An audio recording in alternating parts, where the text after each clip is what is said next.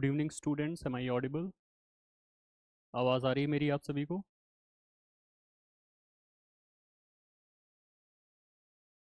बताइए भाई, आवाज़ आ रही है?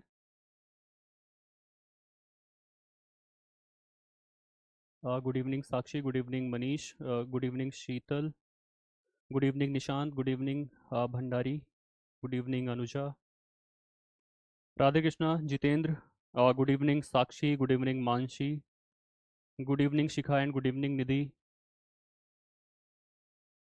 चलिए, तो देखिए आज आपकी पहली क्लास होने वाली है। आपका जो मीट प्रोसेसिंग, बेसिकली आप कह सकते हो एनिमल प्रोडक्ट प्रोसेसिंग, ये जो आपकी यूनिट है, इस सेगमेंट के अंदर आपकी आज कौन सी क्लास है भाई? सबसे पहली क्लास होने वाली है डाउट सेशन में। आपने अभी तक टोटल 4 क्लासेस कर ली होंगी। 4 क्लासेस अभी तक आपकी हो चुकी हैं।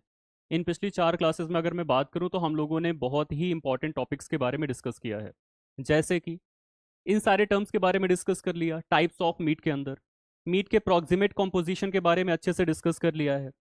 इसके अलावा हम लोगों ने टाइप्स ऑफ मीट के बाद देखा कि कैसे स्लॉटरिंग की प्रोसेस को हम लोग शुरू करते हैं। स्लॉटरिंग के बाद हम लोगों ने ड्रेसिंग के बारे में देखा कि कैसे स्लॉटरिंग के बाद यानी पोस्ट स्लॉटरिंग हम लोग एनिमल को रेडी करते हैं for the purpose of cooking. Clear? ठीक है भाई, good evening to all of you.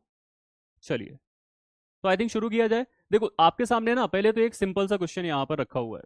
ये ना बड़ा इंपॉर्टेंट है। आपके नोट्स के फॉर्म में अगर आप इसको बना लेते हो तो बड़ा इंपॉर्टेंट है ये। इसलिए इंपॉर्टेंट है क्योंकि यहाँ से क्वेश्चंस बहुत बार पूछे गए हैं इन टर्म्स के बारे में से, मतलब इन टाइप्स ऑफ मीट के बारे में से। अब यहाँ पर देखो आपके सामने 3 कॉलम दिखाई पड़ रहे हैं। पहला कॉलम आपको कह रहा है कि टाइप ऑफ मीट कौन सा है, ये तो हमने लिख रखा है आपके सामने। आपको यहाँ पर बताना है कि ये जो पर्टिकुलर टाइप है ये किस एनिमल का है, और उसके बाद बताना है कि उसकी एज क्या होती है जब उसका कैरेकस या फिर उसकी कटिंग करी जाती है। क्लियर? चलिए, सबसे पहले आप बताओगे बीफ का एनिमल कौन होगा भाई? किस जानवर से बीफ को हम ऑब्टेन करते हैं? Good evening Tanuj, good evening Preeti, good evening Neelam. चलिए भाई, एक आंसर है। देखो सभी लोग को आंसर करना है। बीफ को हम कौन से एनिमल से ऑब्टेन करते हैं, पहले तो ये बताइए आप।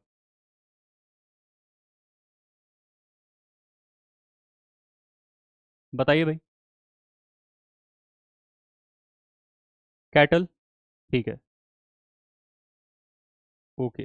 गुड इवनिंग प्रीति। चलिए, बीफ को हम ऑब्टेन करते हैं भाई किससे? कैटल से ऑब्टेन करते हैं। अब कैटल में कोई भी आ सकता है, बुफेलो हो सकती है, काऊ हो सकती है। बेसिकली इंडिया के अगर रिस्पेक्ट में बात करें तो यहाँ पर रिलीजियस सेंटिमेंट की वजह से हम लोग कैरेकस नहीं करते हैं काऊ का, या फिर कम करते हैं। ठीक है। अब आप एज बता दो कि क्या एज होनी चाहिए। ठीक है, काऊ बुफेलो जो आपने बताया बिल्कुल सही है। एज बताइए भाई, क्या एज होनी चाहिए जब उसका हम कट करते हैं, बेसिकली जब उसकी स्लॉटरिंग करते हैं तो उसकी एज क्या होनी चाहिए? 12 मंथ्स। तो ओवर द 12 मंथ मतलब 12 महीने के बाद, ओवर 12 मंथ यहां पर याद रखना। क्लियर? ओवर 12 मंथ, ये भाई इंपॉर्टेंट है। आप इसको तो याद रखते हो कि कैटल के मीट को हम बीफ बोलते हैं, बट आप इसको नहीं याद रखते हो कि कितना टाइम पीरियड हो जाता है तब जाकर के उसकी स्लॉटरिंग करते हैं। तो स्लॉटरिंग का टाइमिंग याद रखना कि भाई ओवर 12 मंथ हम इसकी स्लॉटरिंग करते हैं। उससे पहले जिसको हम कट करेंगे उसको हम बीफ नहीं बोलेंगे, उसको कुछ और बोलेंगे। अभी हम बताएंगे आपको कि क्या बोलेंगे, इसी में लिखा हुआ है। Clear? Yes yes. Good evening Bageshwari. ठीक है भाई, ओवर 1 ईयर याद रहेगा ना कि कैटल का होता है 12 महीने के बाद का होता है, तब हम उसको बीफ बोलते हैं। लैम का बता दो भाई, लैम। लैम का एनिमल बता दो और उसके बाद बता देना उसकी एज। पहले तो लैम का एनिमल बता दीजिए। आप साथ में भी बता सकते हो कि इस पर्टिकुलर जानवर को इस पर्टिकुलर टाइम पीरियड के बाद हम स्लॉटर करते हैं। हाँ जी पवन, बिल्कुल सही कह रहे हो आप। जो 12 महीने से कम वाले होते हैं, कुछ पर्टिकुलर मंथ्स तक हम देखने को मिलते हैं, उनको हम व्हील कहते हैं। उसके बारे में अभी हम यहाँ पर डिस्कस भी करेंगे, कहीं पर होगा जरूर। है तो ये लास्ट में, सेकंड लास्ट। हाँ जी, बिल्कुल। तो लैम को हम लोग बोलते हैं भाई शीप। यहाँ पर आपको शीप देखने को मिलता है। क्लियर? शीप की एज क्या होनी चाहिए लैम के केस में? जी बिल्कुल, लेस देन 1 ईयर, 1 साल से कम। बिल्कुल सही है। तो लेस देन 1 ईयर यहां पर हम कर सकते हैं, लेस देन 1 ईयर। चलिए, मटन के रिस्पेक्ट में अगर हम बात करते हैं तो यहां पर भी शीप होगा, सभी को पता है। यहां पर भी शीप होगा। बट प्रॉब्लम पता है कहां आ गई? प्रॉब्लम आ गई कल के आपके मॉक में। कल हम लोगों ने एक मॉक डेवलप किया था जहां पर एक बहुत ही स्टैंडर्ड बुक के अंदर से हम लोगों ने एक क्वेश्चन को डेवलप किया। ठीक है। वहां पर एक इशू आ गया। इशू ये आ गया कि मटन के लिए वहां पर जो भी ऑप्शंस दिए हुए थे, उन ऑप्शंस में से जो करेक्ट आंसर दिया हुआ था वो एज अकॉर्डिंगली हमारे लेक्चर के नहीं था। ये प्रॉब्लम आ गई। ठीक है। क्योंकि हमने बता रखा है आपको कि मटन इज द कैरकस, या फिर आप कह सकते हो slaughtered meat of sheep that is over 1 year. Over 1 year का मतलब क्या होता है? 1 साल के बाद का होता है लगभग। क्लियर। लेकिन हुआ क्या कि एक बुक है, बी श्रीलक्ष्मी मैम की बुक है, आई थिंक मेरे पास होगी शायद। ठीक है। तो अगर हम इसमें बात करें,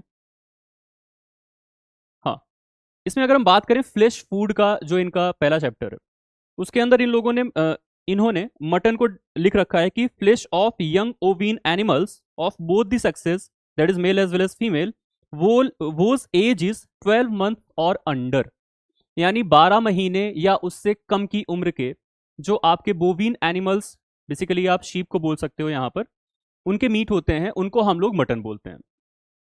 ठीक है। अब इशू पता है क्या यहाँ पर आ गया? इशू ये आ गया कि भाई अगर आप मटन को बोलोगे कि 1 साल से कम का होता है, तो लैम्ब को क्या बोलोगे?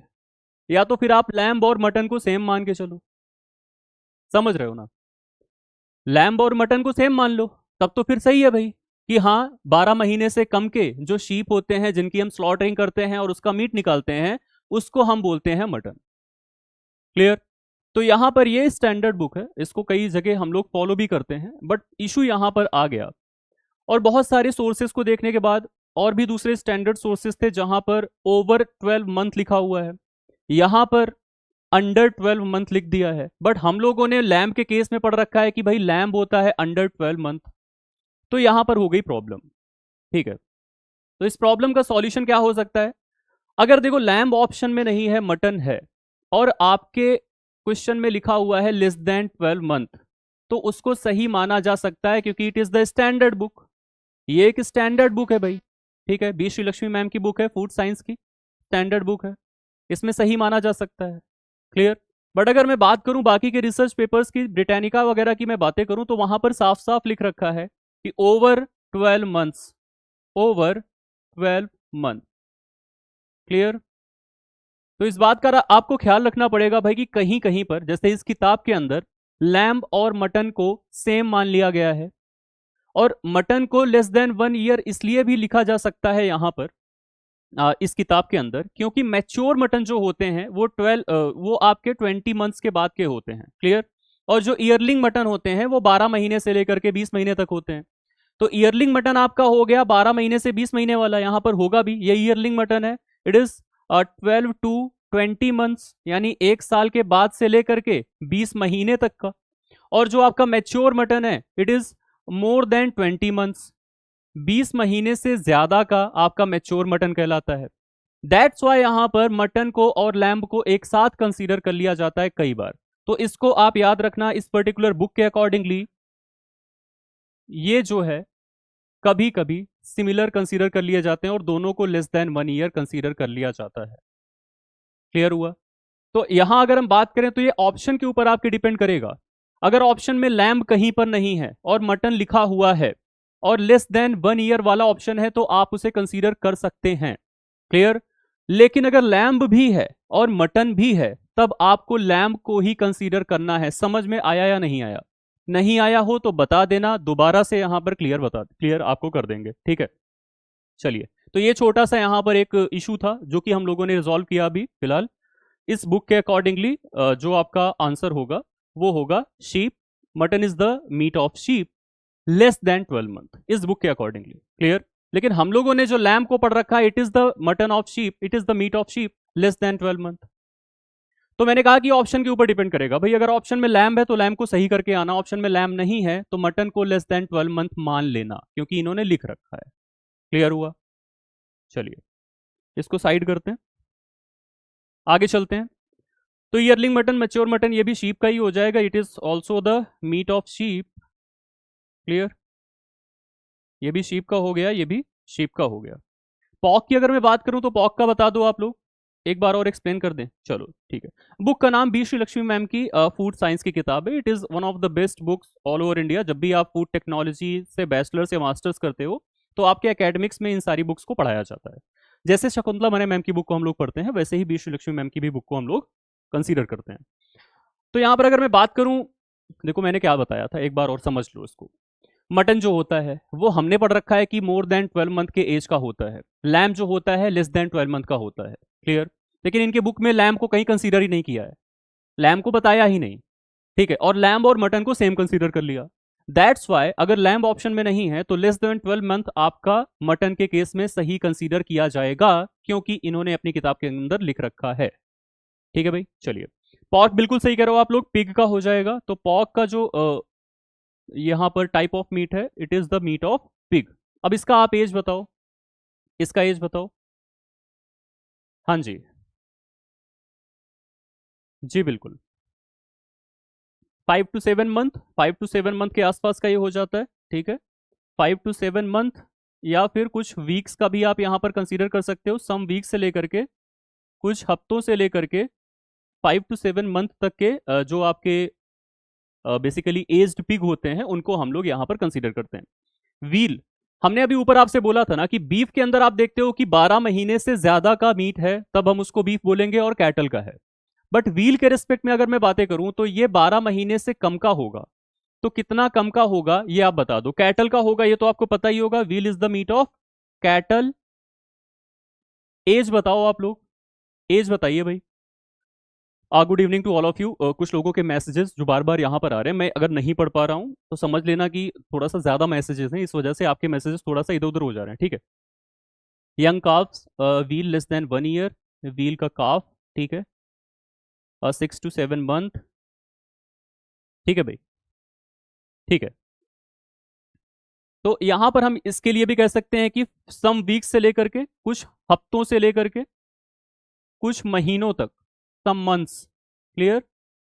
कुछ महीनों तक के जो आपके कैटल्स होते हैं, मतलब न्यूली बॉर्न बेबीज हैं बेसिकली, और कुछ हफ्तों से लेकर के कुछ महीनों तक के हो गए हैं। कभी कभी ये 3 से 4 हफ्ते के होते हैं, तभी इनको स्लॉटर कर दिया जाता है। अच्छा, इस किताब के अंदर 3 से 4 हफ्ते ही लिख रखा है इसको शायद। वेट अ मिनट, इस किताब के अंदर व्हील को लिख रखा है, it is the meat from cattle slaughtered 3 to 4 weeks after the birth. अब 3 to 4 वीक इन्होंने लिख रखा है, तो जरूरी नहीं कि सिर्फ और सिर्फ 3 to 4 वीक ही का आप कंसीडर करोगे, क्योंकि यहाँ पर स्टैंडर्ड सोर्सेज के अकॉर्डिंगली हमने फ्यू मंथ्स तक के भी जो आपके कैटल्स होते हैं उनको भी व्हील पढ़ा है। और व्हील के भी अलग अलग टाइप्स होते हैं। इन्होंने व्हील को एक जनरल टर्म में डिफाइन कर दिया कि 3 से 4 हफ्ते, जबकि सिर्फ हफ्ते नहीं, यहाँ पर कुछ महीने भी हो सकते हैं। क्लियर।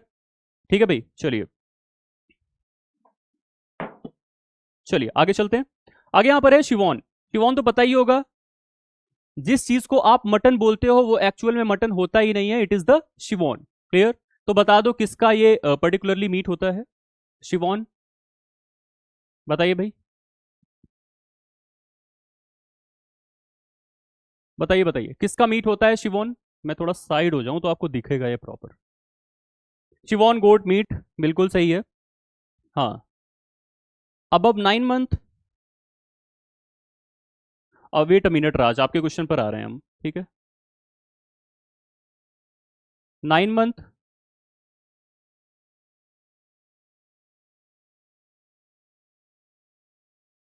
गोट मीट यहां पर हम लोगों ने बता रखा था। ठीक है भाई।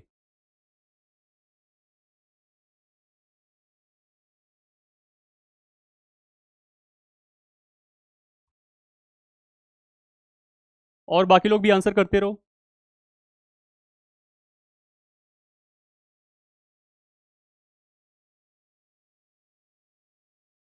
जी बिल्कुल, ठीक है। Over 9 month goat meat, over 9 month.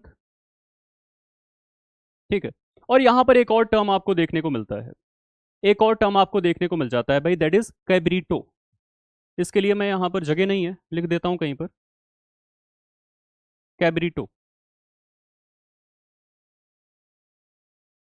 इसका बता दो आप, कौन सा एनिमल है पहले तो ये बताओ।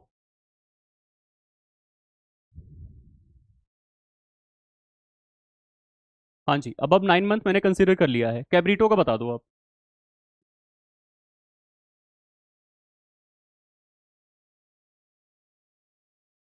बताइए, पहले तो ये बताओ ना कि एनिमल कौन सा होगा, जल्दी जल्दी बताओ तो फिर आगे बढ़ते हैं ना। 1 to 2 मंथ गोट। जी बिल्कुल। ठीक है। तो लेस देन 8 वीक का जो गोट का मीट होता है, यहां पर भी आप गोट को कंसीडर करना। और लेस देन 8 वीक्स, 8 हफ्ते से कम का जो गोट का मीट होता है उसको हम लोग क्या बोलते हैं, cabrito. No no no, it is not the rabbit. ठीक है, कैब्रिटो को हम लोग कंसीडर करते हैं गोट। भाई गोट का मीट होता है ये, लेस देन 8 वीक्स का होता है। क्लियर। हाँ जी। हाँ, मिल्क के ऊपर फीडिंग कर रहा होता है। अभी ये बिल्कुल भी वीनिंग प्रैक्टिसेस में नहीं आया रहता है। वीनिंग प्रैक्टिसेस मतलब अभी कुछ खाना नहीं शुरू किया रहता है, और उसी दौरान इसको हम कट कर देते हैं। ठीक है, कौन सा क्वेश्चन आया था, 1 मिनट वेट अ मिनट, देखते हैं क्या है। In soya sauce we use deflated soybean, so can we use soya chunk powder as material. As a material soya chunk के पाउडर को, नहीं भाई नहीं कर सकते हैं। ठीक है। डीफैटेड हम लोग वहां पर यूज करते हैं ना, डीफैटेड। डीफैटेड का मतलब होता है कि फैट को निकाल करके हमने यूज किया है उसको। ठीक है।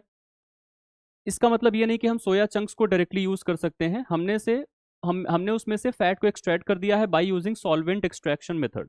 उसके बाद हम लोग यहाँ पर यूज करते हैं सेम वही सोयाबीन को, जो कि हमने फैट को एक्सट्रैक्ट करने के बाद बाय यूजिंग सॉल्वेंट एक्सट्रैक्शन उसमें यूज में लाया है। क्लियर। चलिए आगे चलते हैं भाई। अब आगे देखिए, आपका क्योर्ड मीट है, तो क्योर्ड मीट का एग्जाम्पल आपसे क्वेश्चन में कई बार पूछा गया। It is very very important. ठीक है, it is very important. Cured meat के बारे में अगर हम बात करें तो इसका एग्जाम्पल पूछा जाता है। इसका एग्जाम्पल आप बताओगे।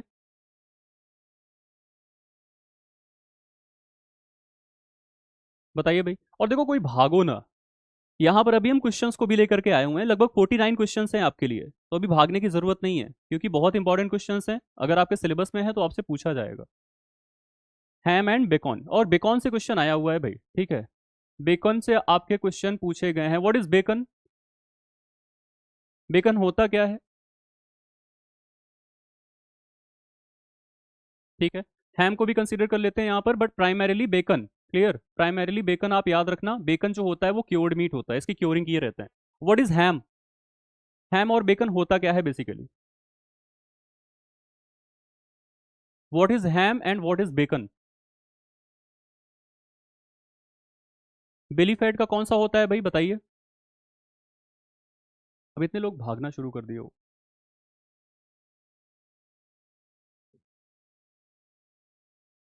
Pig fat of, belly fat of pig. ठीक है, बेकन। ठीक है, बिल्कुल सही है। हैम इज हाइंड लेग, बिल्कुल सही है। देखिए हैम जो होता है वो हाइंड लेग का पोर्शन होता है। ठीक है, ज्यादातर मोस्टली पोर्क का होता है, मोस्टली पोर्क का होता है। और जो बेकन होता है ये आपके बेली रीजन का एरिया होता है, बेली फैट होता है, खास करके मोस्टली पोर्क का ही होता है। ठीक है, ये याद रखना भाई दोनों के बारे में। हमने आपसे बताया भी था, इससे पहले भी हम आपको बता चुके हैं। ठीक है। सॉसेजेस के बारे में भी बताया था कि वो मिंस्ड मीट होता है। अच्छा, सॉसेजेस कौन से टाइप के मीट के अंदर आएंगे, कौन से टाइप के मीट के अंदर आएंगे भाई। प्रोसेस्ड हैं कि आपके स्मोक्ड हैं, या फिर आपका बेसिकली यहाँ पर जो क्योर्ड हम लोगों ने बताया वो है, कैसा है।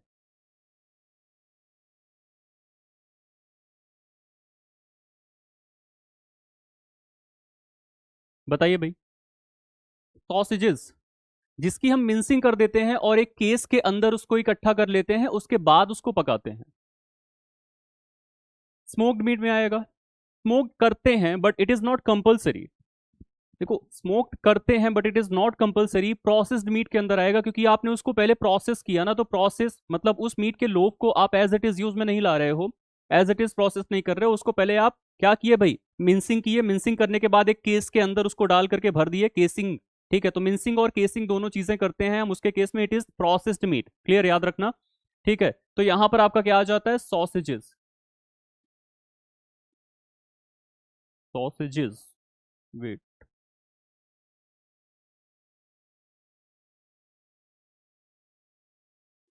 ऐसा ही कुछ होगा, देख लेना स्पेलिंग एक बार, देख लेना आप लोग। ठीक है। Sticking, what is sticking. ये इंपॉर्टेंट टर्म्स हैं, इस वजह से हम लोगों ने यहाँ पर लिख रखे हैं। जल्दी से इसको बता दो तो फिर आगे चलते हैं। हाँ जी बिल्कुल, प्रोसेस्ड होता है आपका सॉसेजेस। सॉसेजेस, देख लेना स्पेलिंग। ठीक है। बफरिंग, बफरिंग सबका कर रहा है क्या, ऐसा कुछ?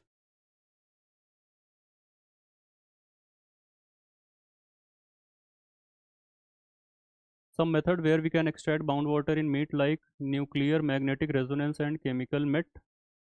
नहीं कर पाओगे भाई, इतना आसान नहीं है बाउंड वाटर को एक्सट्रैक्ट कर पाना। ठीक है, यूजुअल मेथड्स के द्वारा यहाँ पर नहीं कर सकते हो, बहुत ही हाई फाई मेथड को अगर अपना के तुम करना चाहो तो कर लो, बात अलग है। और ये बताओ, ये जितने भी आपने टेक्निक का इस्तेमाल बताया ना, इन टेक्निक का इस्तेमाल अगर आप करोगे निकालने के लिए, तो जितना पैसा आपका खर्च हो जाएगा ना, उतने पैसे में आप मीट बेच ही नहीं पाओगे। क्लियर हो रहा है? और ये बताओ कि अगर मीट के अंदर से बाउंड वाटर निकाल लोगे तो मीट में बचेगा क्या खाने लायक? एकदम से वो फर्म ड्राई टेक्सचर का हो जाएगा। क्लियर? फिर हाँ, उसका अगर आपको पाउडर वगैरह बनाना है देन इट इज़ गुड, तब आप ये काम कर सकते हो। लेकिन मोस्टली अगर आप नॉर्मली टेक्निक्स का इस्तेमाल करना चाहो तो बाउंड वाटर को नहीं निकाल पाओगे। मीट ही नहीं, दुनिया के किसी भी चीज़ से बाउंड वाटर आप आसानी से नहीं निकाल पाओगे। कितना भी ड्राई करने की कोशिश कर लो, कितना भी डिहाइड्रेट करने की कोशिश कर लो, it is very very hard to extract the bound water. ठीक है, बाकी जो आपने टेक्निक्स बताया, may be some part of bound water is extracted, but वो आपके लिए इतना एक्सपेंसिव हो जाएगा कि फिर प्रोसेस्ड मीट जो है आप बेच नहीं पाओगे। समझ रहे हो ना? हो सकता है कि लेटेस्ट मेथड्स के अंदर जो आपने टेक्निक्स बताई उससे हम लोगों ने कर लिया हो, but it is not possible. Usual techniques का इस्तेमाल करके इसको निकालना पॉसिबल नहीं है। ठीक है, स्टिकिंग क्या होती है, कोई बताएगा मुझे? स्टिकिंग जल्दी बताओ भाई, तो आगे बढ़ते हैं। बताओ जल्दी, बताओ भाई, स्टिकिंग बताओ तो फिर जल्दी जल्दी आगे चलते हैं ना। Removal of blood is sticking, anything else? Bleeding? देखो, देखो दो चीजें होती हैं। आप किसी भी एनिमल को कट करोगे ना, जैसे मैंने बताया था जगलर वेन और कैरोटिड आर्टरी के अराउंड आप कट करते हो। ठीक है, जैसे आप किसी भी मीट का एग्जांपल ले लो, किसी भी स्लॉटर्ड एनिमल का एग्जांपल ले लो, तो जब जिस ड्यूरेशन में आप कट कर रहे हो ना, ठीक है, तो जो आप कट लगा रहे हो ना, कट फॉर ब्लीडिंग, इसको हम लोग बोलते हैं स्टिकिंग। क्लियर हुआ? समझना समझना यहाँ पर, जो आप कट लगा रहे हो ना ब्लीड आउट होने के लिए, उसको हम लोग बोल रहे हैं it is the process of sticking. और जो आप ब्लड को निकाल रहे हो ना, ब्लड को निकाल रहे हो ना, ब्लीडिंग जो हो रही है पूरी तरह से, उसको हम बोलते हैं एक्सैंग्विनेशन। और ये जो टर्म है थोड़ा सा इसको रट लेना, एक्सैंग्विनेशन। क्लियर है भाई?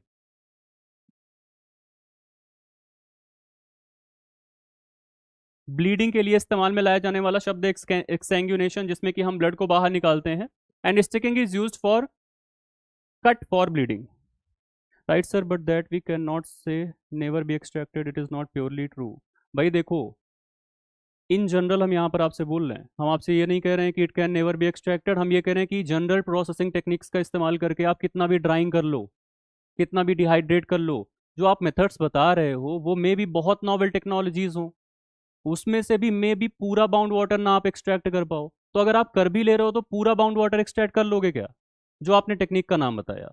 ठीक है, सपोज दैट वो यूज में लाई भी जा रही हो, कहीं कहीं पर हो सकता है शुरुआत हुई हो, but it is not meant for extracting whole bound water. ठीक है, it is not possible to extract the whole bound water. ये नॉर्मली पॉसिबल नहीं होता है नॉर्मल प्रोसेसिंग टेक्निक्स के अंदर।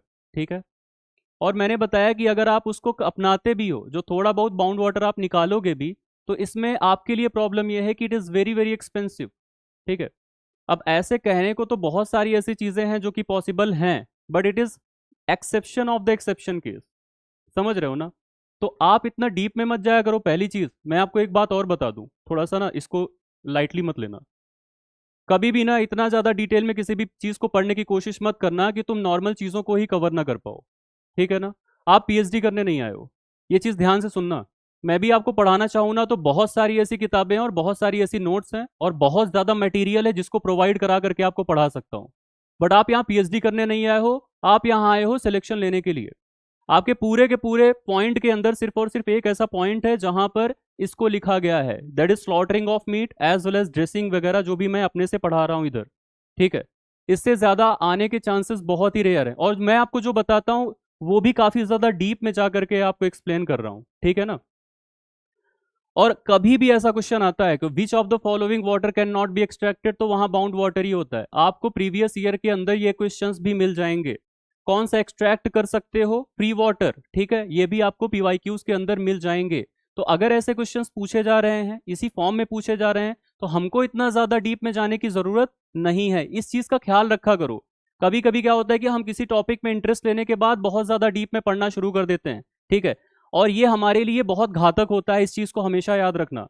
सबके साथ होता है ये, ज्यादा पढ़ने वाले बच्चों के साथ होता है, मेरे साथ भी हुआ है, ठीक है, सबके साथ कभी ना कभी जरूर होता है। जो सब्जेक्ट हम पसंद करते हैं उसमें बहुत डीप में जाने लगते हैं।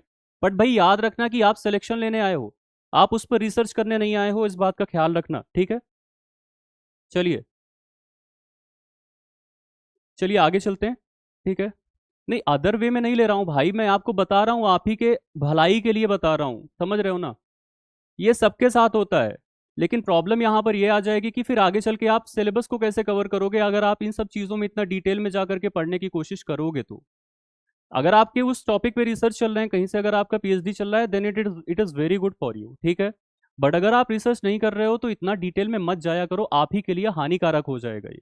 और होता सबके साथ है, कोई आपके साथ नहीं हो रहा है। मेरे साथ भी ऐसा होता था उन सब्जेक्ट्स में जिनको मैं पसंद करता था, उनमें बहुत डिटेल में जाके पढ़ना शुरू कर देता था।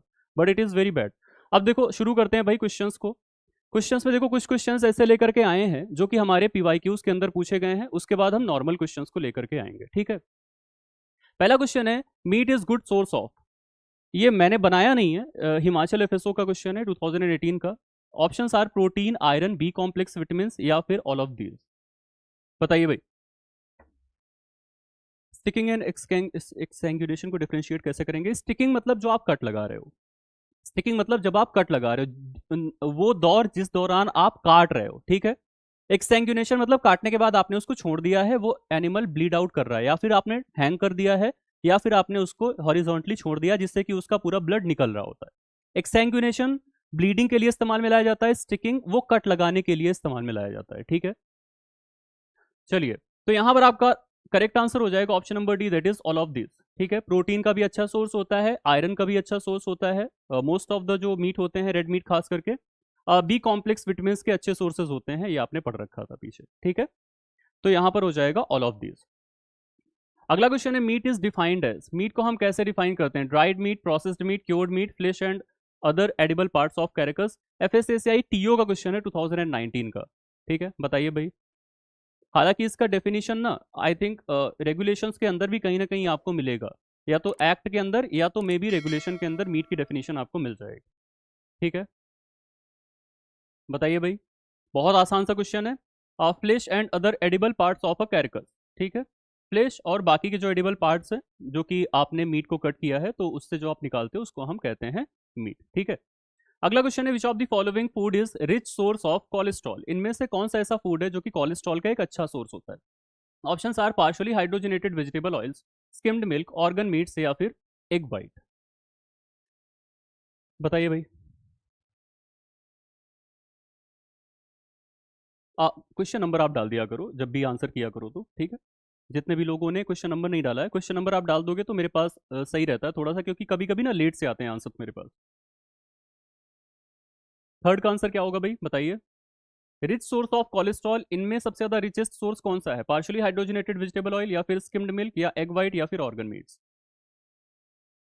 बिल्कुल सही है। Option number C, that is organ meats. जो आपके ऑर्गन मीट्स होते हैं, these are the good sources of cholesterol, ठीक है।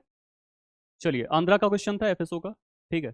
अगला क्वेश्चन है, marbling in the meat refers to. बड़ा ही इंपॉर्टेंट शब्द है ये, और मैं पढ़ाते वक्त आपसे बोला भी था कि ऐसे शब्द ना एज इट इज आपके एग्जाम के अंदर पूछे गए हैं, ठीक है। मार्बलिंग का मतलब क्या होता है? Fat deposited on the skin, या फिर इंटरमस्कुलर फैट, या फिर सबक्यूटेनियस फैट, या फिर इंट्रामस्कुलर फैट, ठीक है। कुछ लोग का आंसर बी आ रहा है। अच्छा, इंटरमस्कुलर फैट। बी वालों सावधान हो जाओ, पढ़ाते वक्त बोला भी था भाई कि ये सब गलतियां ना किया करो। Even richer than partially hydrogenated oil, yes it is richer. Cholesterol की बात हो रही है सत्या, यहाँ पर ये नहीं बात हो रहा है कि वो ट्रांस फैट की बातें कर रहे हो। कोलेस्ट्रॉल लिखा है ना, सीधा सीधा कोलेस्ट्रॉल। क्या किसी भी टाइप के प्लांट बेस्ड प्रोडक्ट में कोलेस्ट्रॉल होता है क्या? नहीं होता ना, ठीक है। बी वालों, बोला था ना, पढ़ाते वक्त बोला था कि आप इंटरमस्कुलर नहीं बोलोगे, इट इज इंट्रामस्कुलर, ठीक है। हाँ, विद इन द मसल, बिल्कुल सही आप कह रहे हो कि मसल के अंदर की तरफ जो एक्सटेंडेड होते हैं, बेसिकली अंदर की तरफ लगे हुए होते हैं, ठीक है, तो ये इंट्रामस्कुलर हो जाएंगे ना। ऐसी गलतियां मत किया करो भाई, ऐसे आपको फंसा देगा एग्जामिनर, ठीक है। इंटरमस्कुलर मतलब दो मसल्स के बीच में अगर कोई भी फैट है तो वो इंटरमस्कुलर हो जाएगा। तो हम दो मसल के बीच के फैट की बात नहीं कर रहे हैं, या दो ऑर्गन्स के बीच के हम फैट की बात नहीं कर रहे हैं, क्योंकि दो ऑर्गन्स के बीच में भी कुशनिंग मटेरियल के रूप में फैट होता है, ठीक है। Fat deposited on the skin, skin वाले को नहीं बोल रहे हैं, अगर बिनीथ द स्किन है तो उसको सबक्यूटेनियस बोलते हैं, आपने ये भी पढ़ रखा था, ठीक है। जब आप मीट के लोब को लेते हो तो बीच बीच में आपको धारियां दिखती हैं, उसी को तो मार्बलिंग कहते हैं ना। मार्बल आपको ऐसी ही तो दिखती है, एकदम से सफेद तो होती नहीं है, कहीं कहीं पर धारियां दिखती हैं आपको। तो उसी लिए यहाँ पर जो शब्द होता है मार्बलिंग का इस्तेमाल किया जाता है, इट इज इंट्रामस्कुलर फैट, ठीक है भाई। Option number D will be the correct answer, याद रखना। अगला क्वेश्चन है, what is the role of glycogen in meat quality post slaughter. जब हम मीट की क्वालिटी के को देखते हैं, कट कट करने के बाद देखते हैं, तो वहां पर ग्लाइकोजन का रोल क्या होता है? Enhances water holding capacity, prevents microbial spoilage, helps in marbling, या फिर converts to lactic acid and reduces pH.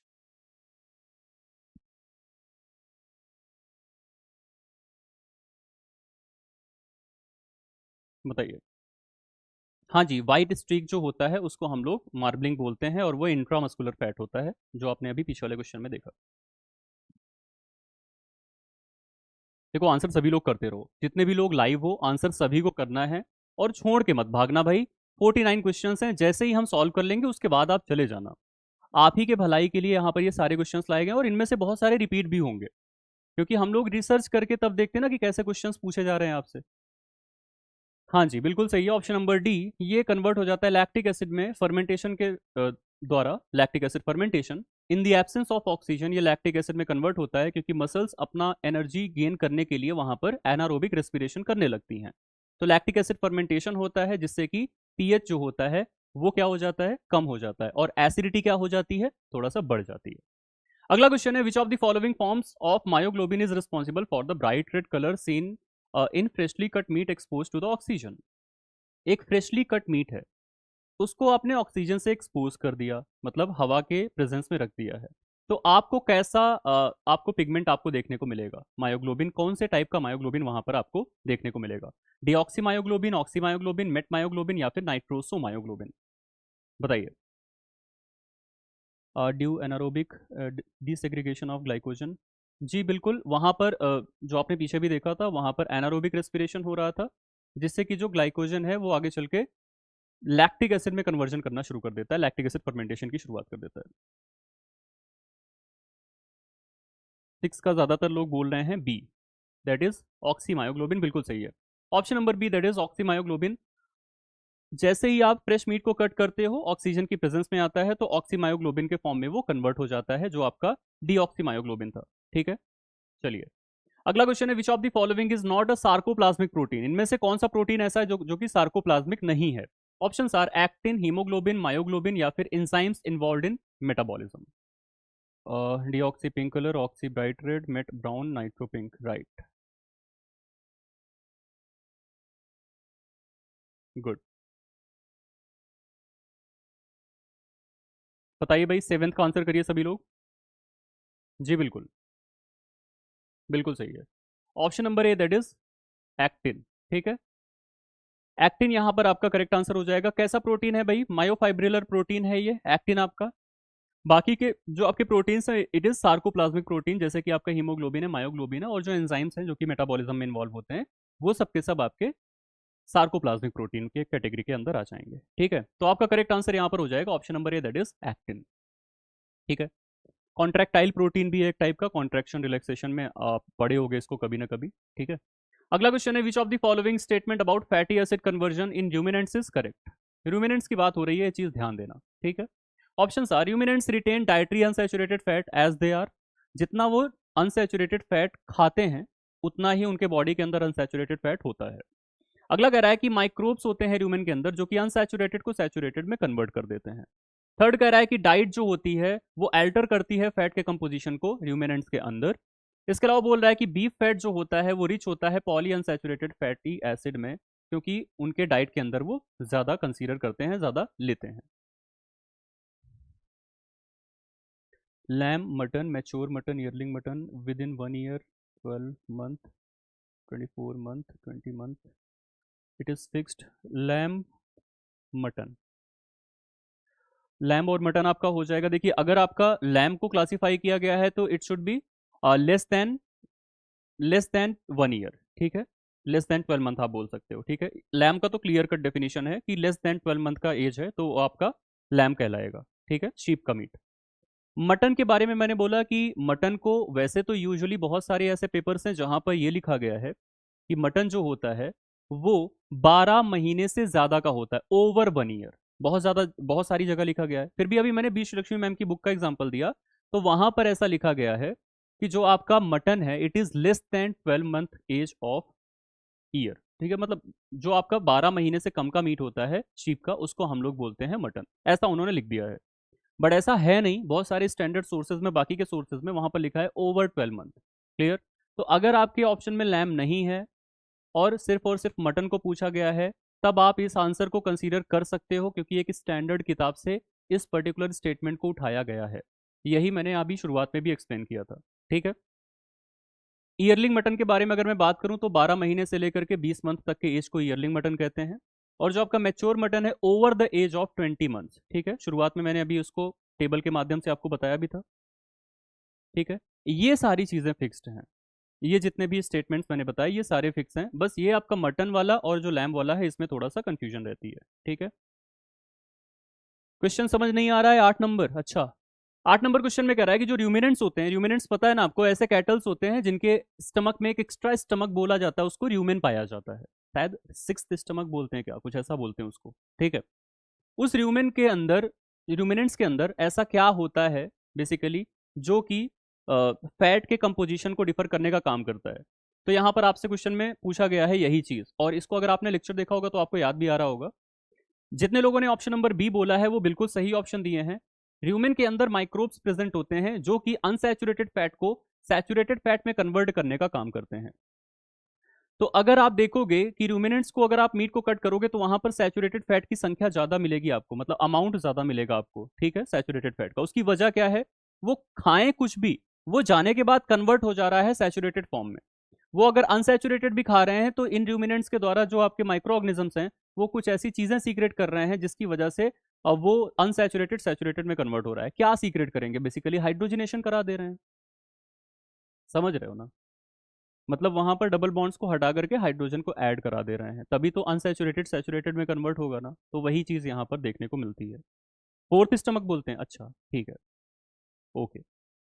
अगला क्वेश्चन है which vitamin group is present in lowest quantities in meat. कौन सा विटामिन ग्रुप सबसे कम क्वांटिटी में देखने को मिलता है मीट के अंदर? लोवेस्ट मतलब कम से कम। Options are B complex, fat soluble vitamin, vitamin C, या फिर बोथ बी एंड सी। जो चीजें नहीं समझ में आएंगी उसको पूछते रहना भाई, डाउट्स क्लियर करके जाना, घर पे लेके डाउट्स मत जाना।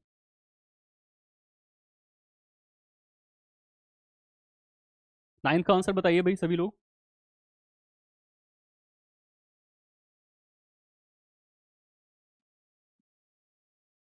सी, कुछ लोगों का बी भी आ रहा है, डी भी आ रहा है कुछ लोगों का, तो बी, डी और सी वाले ज्यादा हैं, ठीक है। बी क्या है? फैट सॉल्युबल विटामिन है। सी तो नहीं होता ना, विटामिन सी कहाँ होता है? तो विटामिन सी नहीं होता है। अच्छा देखो देखो, एक जगह कंफ्यूज तो नहीं हो गए भाई, ये जो बी और सी लिखा है ना ये ऑप्शन है, ठीक है, कंफ्यूज तो नहीं हो गए।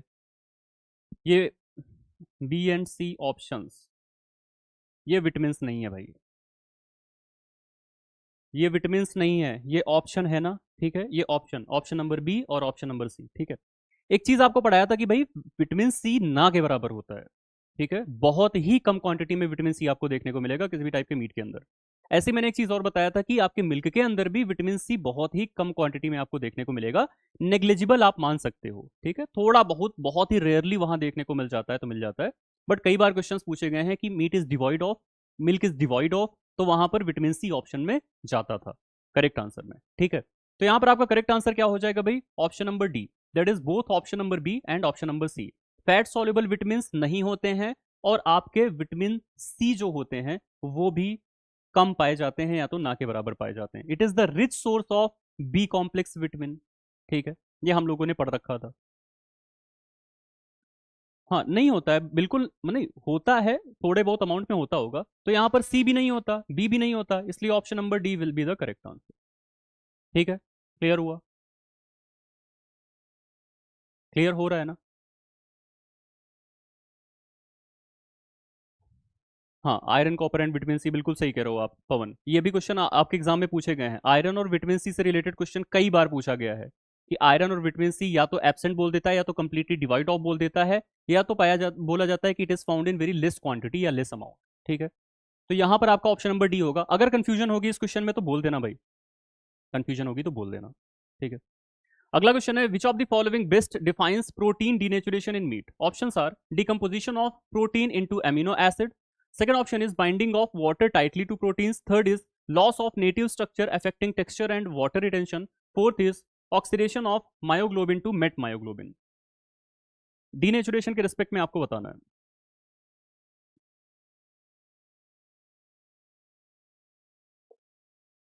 Liver is good source of vitamin A, बिल्कुल सही आप कह रहे हो। हमने पढ़ा भी था, ऑफल्स में पढ़ा था कि ये विटामिन ए का अच्छा सोर्स होता है।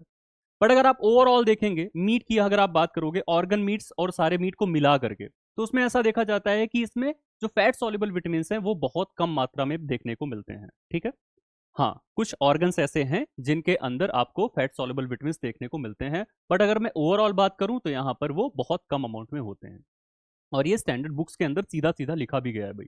ठीक है, और अगर कंपेरेटिवली बात करें तो बी कॉम्प्लेक्स वाले बहुत ज्यादा होते हैं। बताइए भाई, ये तो आसान सा क्वेश्चन है। बिल्कुल सही है, option number C, that is loss of native structure affecting texture and water retention.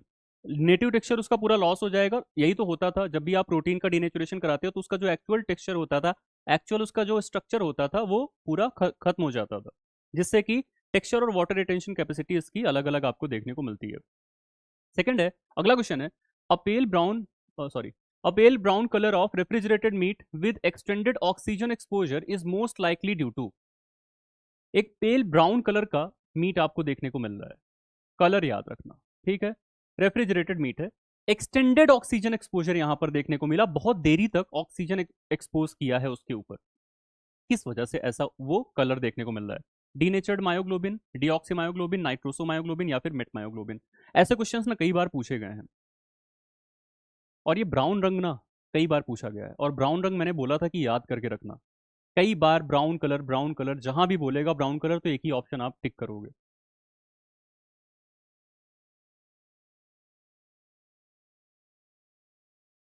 बिल्कुल सही है, सभी का आंसर सही आ रहा है। ठीक है, so option number D will be the correct answer here. Met myoglobin जहां पर भी आपको देखने को मिलेगा, यहां पर वो ब्राउन कलर के लिए रिस्पॉन्सिबल होता है, मेट मायोग्लोबिन। ठीक है, ठीक है ना? नाइन्थ क्वेश्चन में नहीं पाया जाता, wait a minute. Ninth question में which of the following group is present in lowest quantities in meat? हाँ, तो लोवेस्ट क्वांटिटीज में फैट सॉल्युबल विटामिन और विटामिन सी लोवेस्ट क्वांटिटीज में है ना। शल्य, बताइए क्या प्रॉब्लम है? मायोग्लोबिन भी एक प्रोटीन है, तो प्रोटीन डीनेचर होगी। जी हाँ, प्रोटीन डीनेचर होगी, बट ब्राउन कलर के लिए रिस्पॉन्सिबल क्या है? प्रोटीन की डीनेचुरेशन की वजह से ब्राउन कलर नहीं हुआ है। यहां मैंने क्या बोला, इसको आप बताना शल्य, क्या इशू है उसमें? पेल ब्राउन कलर जो आपको देखने को मिल रहा है रेफ्रिजरेटेड मीट में, वो किस वजह से देखने को मिल रहा है? वो देखने को मिल रहा है मेटमायोग्लोबिन की वजह से। क्लियर? डिनेचुरेशन तो हर एक मीट के पार्टिकल का होगा, जहां पर भी प्रोटीन है वहां पर डिनेचुरेशन होता है, यूजुअली होता है। ठीक है, चलिए अगला क्वेश्चन है, which type of meet has the lowest myoglobin content among the following? Beef, mutton, lamb या फिर चिकन? ऐसे भी क्वेश्चंस आपके एग्जाम में देखने को मिल जाते हैं भाई, आसान से होते हैं ये, अगर आपने पढ़ रखा है तो आप आराम से कर ले जाओगे। Iron oxidation just like Apple, Apple, हाँ बिल्कुल सही कह रहे हैं, एप्पल में एंजाइमेटिक ब्राउनिंग की वजह से वहां पर देखने को मिलता है।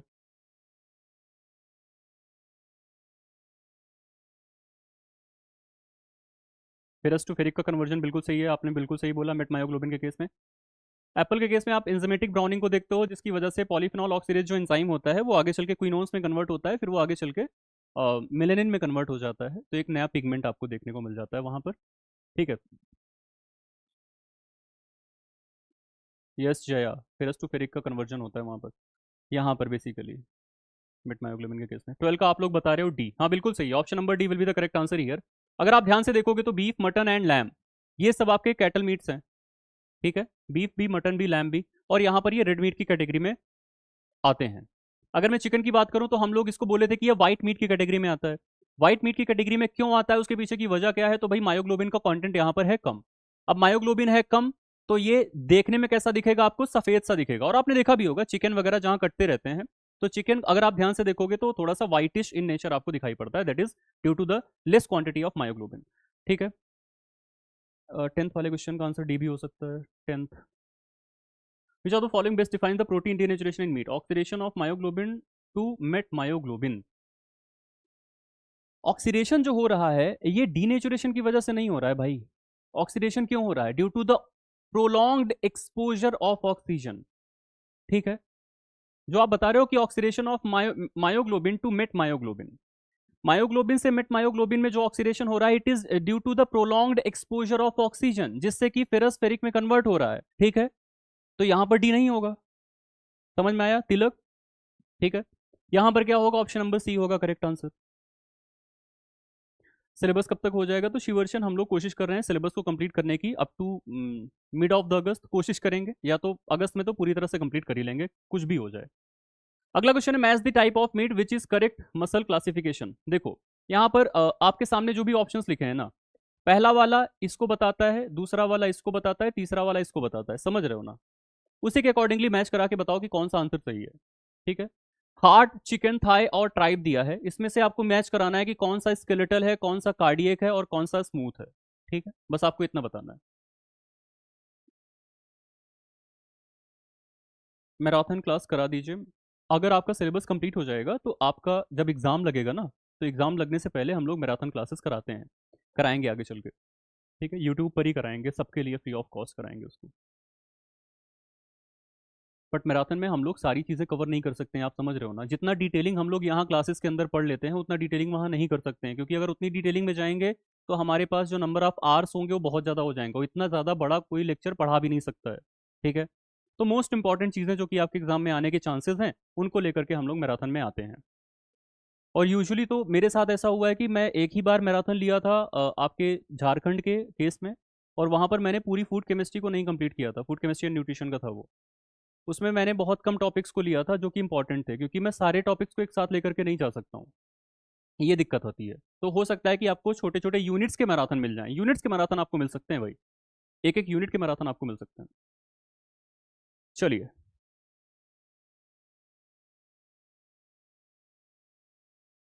ठीक है, 13th का आंसर बताइए भैया आप लोग।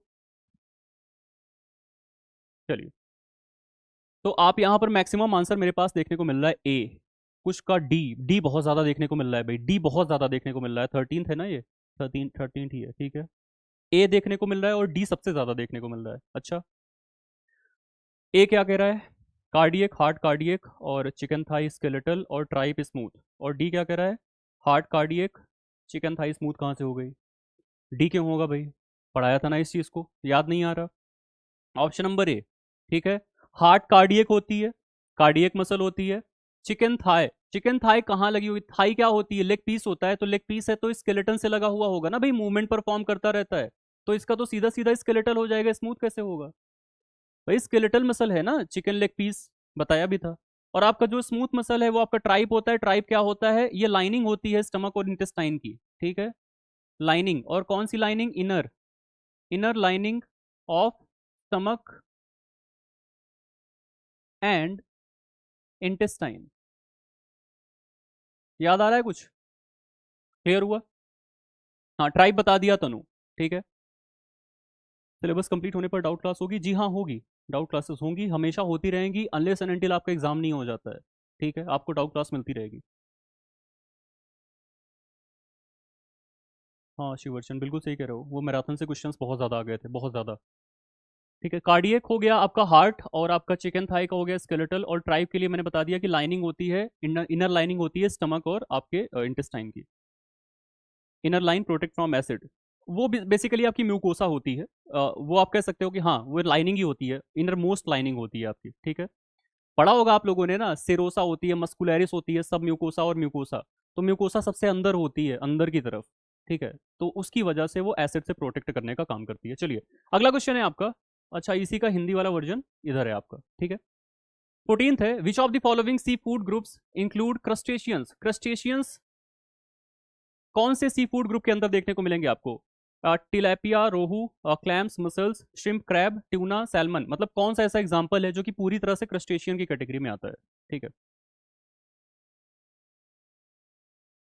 क्रस्टेशियन की कैटेगरी में कौन सा एग्जाम्पल है जो कि पूरी तरह से आपको देखने को मिलेगा? जितने लोग आए हो ना, अभी ठीक ठाक लोग अटेंडेंस में हो, भागना नहीं भाई।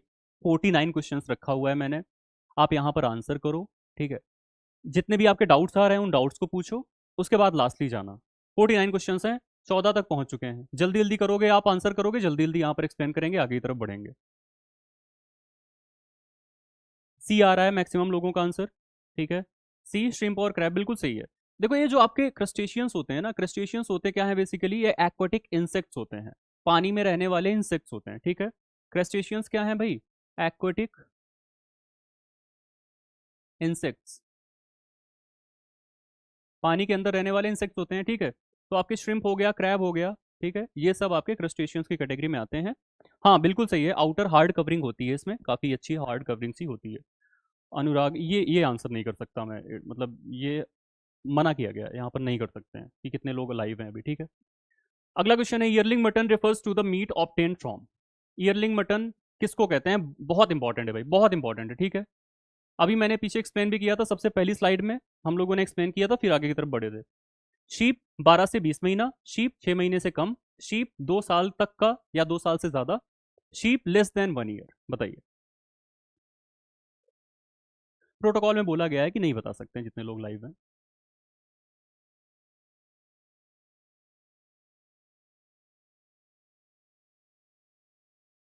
भाई इसका तो आंसर सभी को करना है, आज ही की इसी क्लास के अंदर मैंने शुरुआत के अंदर बता रखा था आपको, और पूरा अच्छे से एक्सप्लेन किया था, पूरा डिवीजन किया था हम लोगों ने अलग अलग टाइप के एनिमल का। बिल्कुल सही है। ठीक है, option number A, that is 12 से 20 महीने की एज का जो आपका होता है शीप, उसको हम लोग कहते हैं ईयरलिंग मटन। क्लियर? मटन इंडिया के अंदर हम लोग गोट मीट के लिए प्रेफर करते हैं, बट गोट मीट को मटन नहीं बोला जाता है, शिवॉन को बोला जाता है गोट मीट। ठीक है, मटन जो होता है आपका शीप का 12 महीने से लेकर के 20 महीने तक के बीच का होता है। अगला क्वेश्चन है, which of the following is not typically considered white meet. इनमें से वाइट मीट कौन सा नहीं है? टर्की, क्वेल, डक या फिर व्हील? साधारण सा क्वेश्चन, आसान सा क्वेश्चन। हाँ जी, 15। थोड़ा सा लैग कर रहा है क्योंकि बहुत सारे आंसर्स 15 वाले मेरे पास अभी आ रहे हैं। ठीक है, बताइए 16th का आंसर बताइए।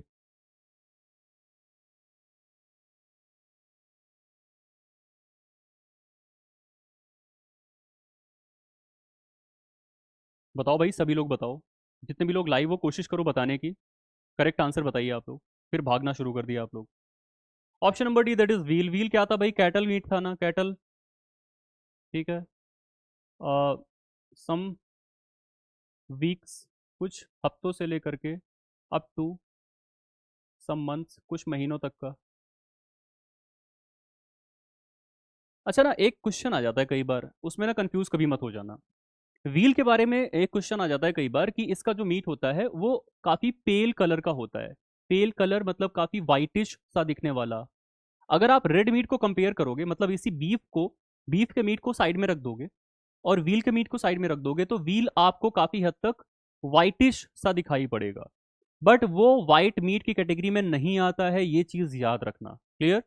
पेल कलर वहां पर लिखा रहता है, but it is not considered under white meet. इसलिए उसका पेल पेल येलो कलर सा होता है कुछ कुछ, क्योंकि वो बहुत ही नया जानवर है अभी। क्लियर? इस वजह से इसका मीट जो होता है वो थोड़ा सा वाइटिश सा अपीयर होता है, but it is not white meat, ये है रेड मीट के अंदर। ठीक है, यस यस। अगला क्वेश्चन है, among the following which meat provides the highest omega 3 fatty acid content? Options are lamb, pork, mackerel या फिर डक।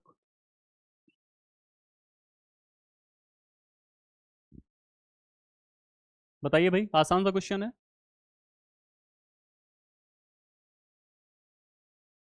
बताइए बताइए, इन सब में से कौन सा ऐसा मीट है जो कि सबसे ज्यादा ओमेगा 3 आपको देगा अगर आप कंज्यूम करते हो तो?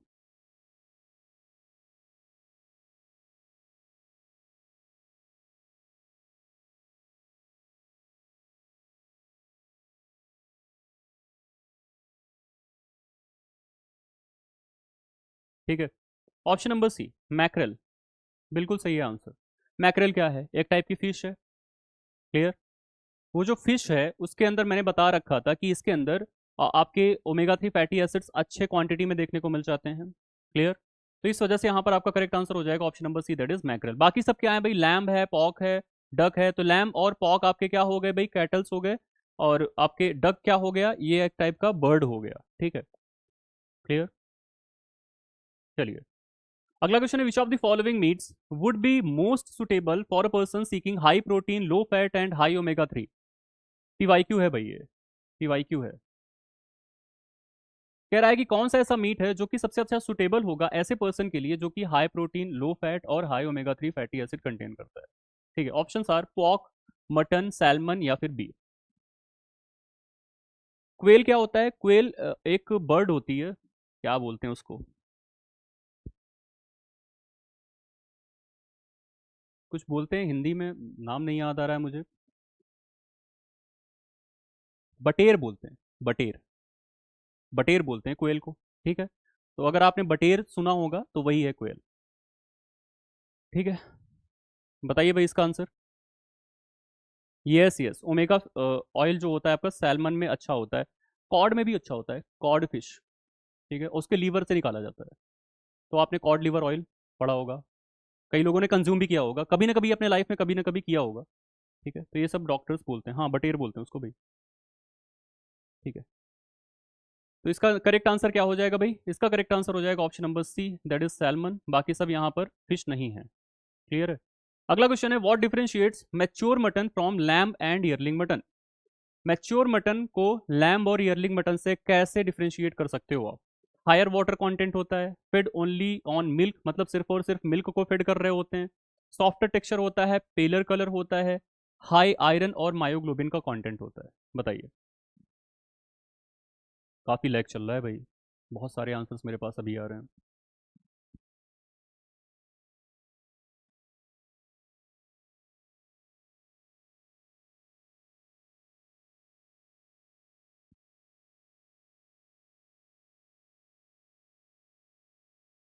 19 का सी, 19 का सी आ रहा है मैक्सिमम लोगों का answer, softer texture and paler colour. भाई देखो देखो देखो, थोड़ा सा रुको।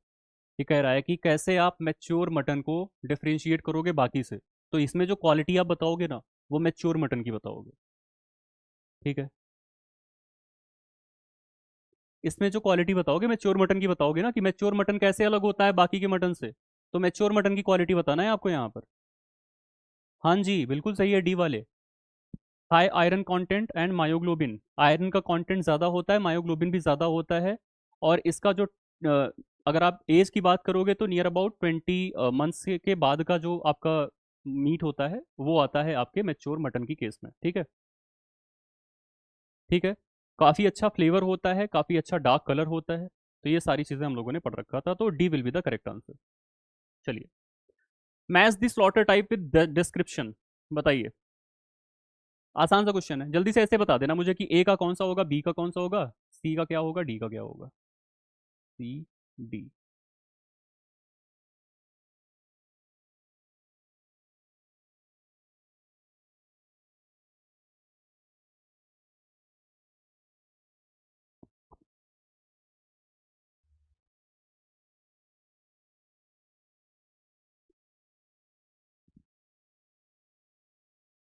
हार्डर टेक्सचर भी होता है। बिल्कुल, कोलेजन का डिपोजिशन, बिल्कुल सही है। बताइए भाई इसका आंसर। सभी का एक साथ बताओ, देखो, ए का लिख दो, बी का लिख दो, सी का लिख दो, डी का लिख दो, एक साथ बताओ उसका आंसर।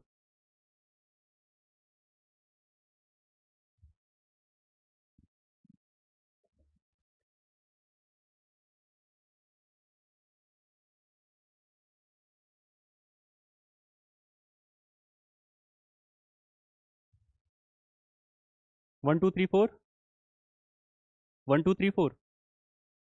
जिन्होंने 1 2 3 4 बताया है उनका देखते हैं भाई। ह्यूमन स्लॉटर आपने बताया है, stunning ensures animal is unconscious before cut. ठीक है। हलाल slaughter, throat is cut with reciting God's name. Kosher slaughter perform by shochet using single stroke. Jhatka slaughter, animal is instantly decapitated with one blow. ठीक है, सही है। 1 2 3 4। देखो, humane slaughter का मतलब होता है कि जानवर को सफर कम करने देना है, अनकॉन्शियस कर दो जिससे कि उसको सफरिंग कम हो, ठीक है, परेशान कम हो वो। ठीक है, हाँ ऑलरेडी मैच थे भाई, बिल्कुल सही कह रहे हो, सामने सामने मैचिंग करानी है। ठीक है, तो ह्यूमन स्लॉटर का मतलब है कि उसको कम से कम सफरिंग दो। हलाल स्लॉटर का मतलब होता है कि उसको कट करो रिसाइटिंग द गॉड्स नेम। हलाल स्लॉटर के अंदर एक और चीज आपने देखा होगा, मुस्लिम कम्युनिटी से जो बिलोंग करते होंगे उनको पता भी होगा, वेस्ट साइड उसका सर करके तब उसका स्लॉटरिंग किया जाता है, ऐसा कुछ किया जाता है ना, इन द साइड ऑफ मक्का, मक्का के साइड में उसका सर करके तब उसका स्लॉटरिंग किया जाता है, गॉड का नेम लेकर के। ठीक है, ये सब पूछता नहीं है लेकिन बुक में ये भी लिख देता है भाई कि क्या बोला जाता है, किधर सिर किया जाता है। ठीक है, आगे बताया जा रहा है कोशर स्लॉटर के अंदर तो ये शौशर द्वारा परफॉर्म किया जाता है, सिंगल स्ट्रोक में इसको कट किया जाता है, ज्यूस परफॉर्म करते हैं इसको, ये मुस्लिम कम्युनिटी परफॉर्म करती है। झटका स्लॉटर पर्टिकुलरली सिखिज्म जो होती है, सिख कम्युनिटी, वो ज़्यादा इसको प्रेफर करती है। और इसमें क्या किया जाता है कि इंस्टेंटली डिकैपिटेटेड, मतलब यहाँ पर सर को धड़ से एकदम अलग कर दिया जाता है एक ब्लो में। क्लियर? कोशर और झटका ऑलमोस्ट सेम मेथड है, सही कह रहे हो, क्योंकि पर्टिकुलरली ना कहीं पर अलग से इसको एक्सप्लेन नहीं किया गया, बस कोशर और झटका में ये अंतर है कि यहाँ पर गॉड का नेम लिया जाता है भाई, हलाल, सॉरी, कोशर और झटका आपने गलत बोल दिया, कोशर और हलाल बोलना चाहिए था आपको, कोशर और हलाल मेथड। ठीक है, कोशर में सर को धड़ से अलग नहीं करते हैं, कोशर में भी कट लगाते हैं और ये आपकी जो जगलर वेन्स होती हैं, कैरोटिड आर्टरी होती हैं, उसको काटा जाता है, फिर ब्लीड आउट किया जाता है। ठीक है, कोशर और हलाल एक टाइप से आप कह सकते हो कि काफी सिमिलर हैं, बट अंतर इतना है कि ये मुस्लिम कम्युनिटी परफॉर्म करती है, ज्यूस कम्युनिटी परफॉर्म करती है। इसको जो परफॉर्म करने वाले होते हैं वो कोई भी हो सकते हैं, ये जो आपका हलाल स्लॉटर होता है, बट झटका सॉरी जो आपका कोशर स्लॉटर होता है उसमें एक पर्टिकुलर पर्सन होता है जिसका नाम है शोशिट, और जिस नाइफ से परफॉर्म किया जाता है उसको कैलेफ बोला जाता है, और वही पर्टिकुलर डायरेक्शन के अकॉर्डिंगली वहां पर ये कट किया जाता है। ठीक है, तो कोशर और हलाल काफी सिमिलर हैं आप ये कह सकते हो, but it is not same. ठीक है, काटने की जो तकनीकी है वो ऑलमोस्ट सेम है, उसमें कुछ अलग सा नहीं है ऐसा कुछ। हाँ, ये ज्यूस परफॉर्म करते हैं और ये परफॉर्म करती है मुस्लिम कम्युनिटी। चलिए, अगला क्वेश्चन है, which religious slaughter method involves instantaneous death by severing the head and in a single blow. Head को एक सिंगल ब्लो में झटके से मारा, कट गया, इसीलिए इसका नाम क्या हो जाएगा, झटका हो जाएगा। ठीक है, अभी पीछे हम लोगों ने पढ़ रखा था, ऑप्शन नंबर डी। चलिए, अगला क्वेश्चन आप बताइए, what is the typical slaughter age for pigs used to produce pork. क्या एज होनी चाहिए पिग्स की अगर पॉर्क को प्रोड्यूस करना है? Option are 2 to 3 month, 3 to 4 years, 5 to 7 month, over 1 year। Over जहां लिखा रहता है इसका मतलब अधिक, ये लिखा है ना नीचे, इससे ज्यादा। हाँ, ये वाला बताओ आप लोग, वो तो इजी था इसीलिए मैंने उस पर टाइम नहीं दिया। 22 का बताओ।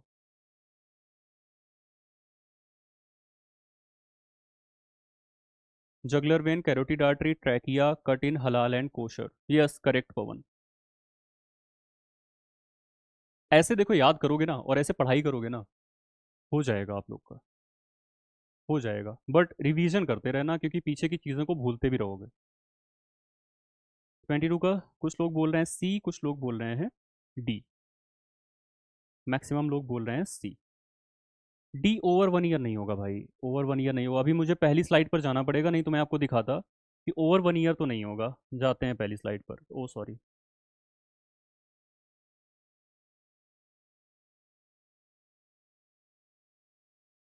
यहाँ पर डिस्कस किया था ना, कहाँ गया?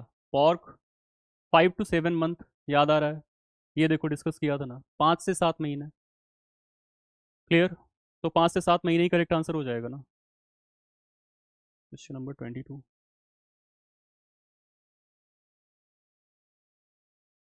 ठीक है, तो यहाँ पर आपका करेक्ट आंसर क्या हो जाएगा? Option number C, that is 5 to 7 month। किसकी बात हो रही है? पॉर्क की बात हो रही है। ठीक है, अगला क्वेश्चन है, which of the following stunning method is associated with the complete loss of brain integrity making the brain इनएडिबल। कौन सा ऐसा स्टनिंग मेथड है जिसमें कि ब्रेन काफी ज्यादा लॉस हो जाता है और इनएडिबल हो जाता है, मतलब खाने योग्य नहीं रहता?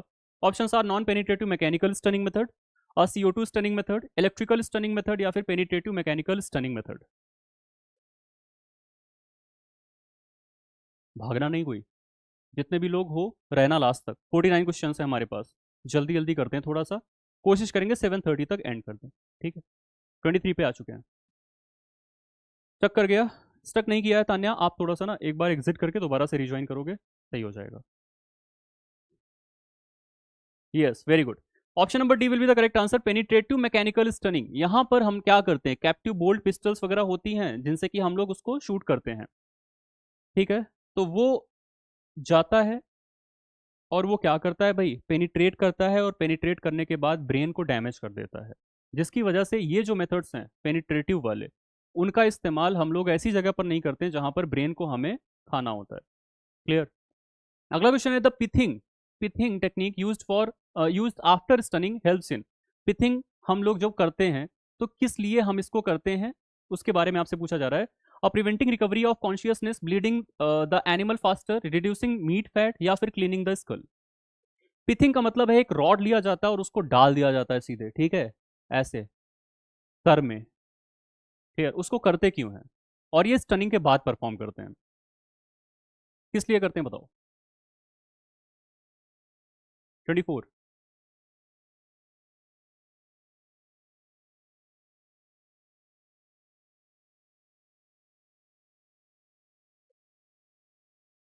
भाग गए भाई, इकट्ठे ही 7-8 लोग भाग गए। 24, बताइए भाई, आंसर करो सभी लोग 24 का। एक आंसर यहां पर दिख रहा है बस, ए बिल्कुल सही है। प्रिवेंटिंग रिकवरी ऑफ कॉन्शियसनेस, ठीक है, ताकि जब वो अनकॉन्शियस हुआ है तो वो कॉन्शियस ना होने पाए, ठीक है। ठीक है, तो उसको प्रिवेंट करने के लिए, चेतना की पुनः प्राप्ति को रोकने के लिए, ठीक है, तो उसके बारे में यहां पर बताया जा रहा है। Option number A will be the correct answer. अगला क्वेश्चन है, which of the following combination is correct for a successful electrical stunning procedure. बताओ, यहां पर आपको करंट, वोल्टेज और टाइम बताना है, ठीक है। करंट, वोल्टेज और टाइम बताओ। 150 milliampere, 50 volt 5 second, 300, 80 volt 2 second, more than 250, 75, more than 75 10 second, 100, 120। ये जो बार बार स्टक हो रहा है ना, इसके लिए आप एक काम कर सकते हो कि एक बार एग्जिट करके ना दोबारा से आप रिज्वाइन करोगे तो सही हो जाएगा। कई बार ऐसा होता है, नेटवर्क इशू की वजह से होता है, बट सबके साथ नहीं होता है, ठीक है, कहीं कहीं पर होता है ये। बिल्कुल सही है। Option number C, that is more than 250 milliampere का आपका करंट होना चाहिए, ठीक है। 75 वोल्ट का आपका वोल्टेज होना चाहिए, और 10 सेकंड के लिए यहाँ पर हम टाइम पीरियड को यूज करते हैं, ठीक है। इतना भी जो हम लोग जा रहे हैं ना, पढ़ रहे हैं ना, ये भी नहीं पूछेगा देखना, ठीक है। वो तो हम लोग इसलिए पढ़ रहे हैं ताकि कभी ऐसे क्वेश्चंस अगर आ गए, गलती से उन्होंने हार्ड क्वेश्चन डालना चाहे ना, तो हम लोग कर ले जाएं। चलिए, अगला क्वेश्चन है, which of the following tool is used for mechanical stunning using blank cartridges. यहाँ पर हम ब्लैंक कार्टिजेस का इस्तेमाल करते हैं। ब्लैंक कार्टिजेस समझते हो ना, जो गोली होती है, कभी देखा होगा आप लोगों ने। तो गोली को हम लोग जो अपर बाहर वाला जो आप लेयर देखते हो ना, उसके अंदर उसमें बुलेट भरी रहती है और गन पाउडर भरा रहता है, ठीक है। तो अगर हम बुलेट को निकाल करके उस कार्टिजेस में सिर्फ गन पाउडर भरते हैं तो उसको हम ब्लैंक कार्टिजेस बोलते हैं। क्लियर? इसका इस्तेमाल कहां पर करते हैं, वाटर जेट गन में, न्यूमेटिक स्टनर में, इलेक्ट्रोड ग्रिड में, या कैप्टिव बोल्ट पिस्टल में।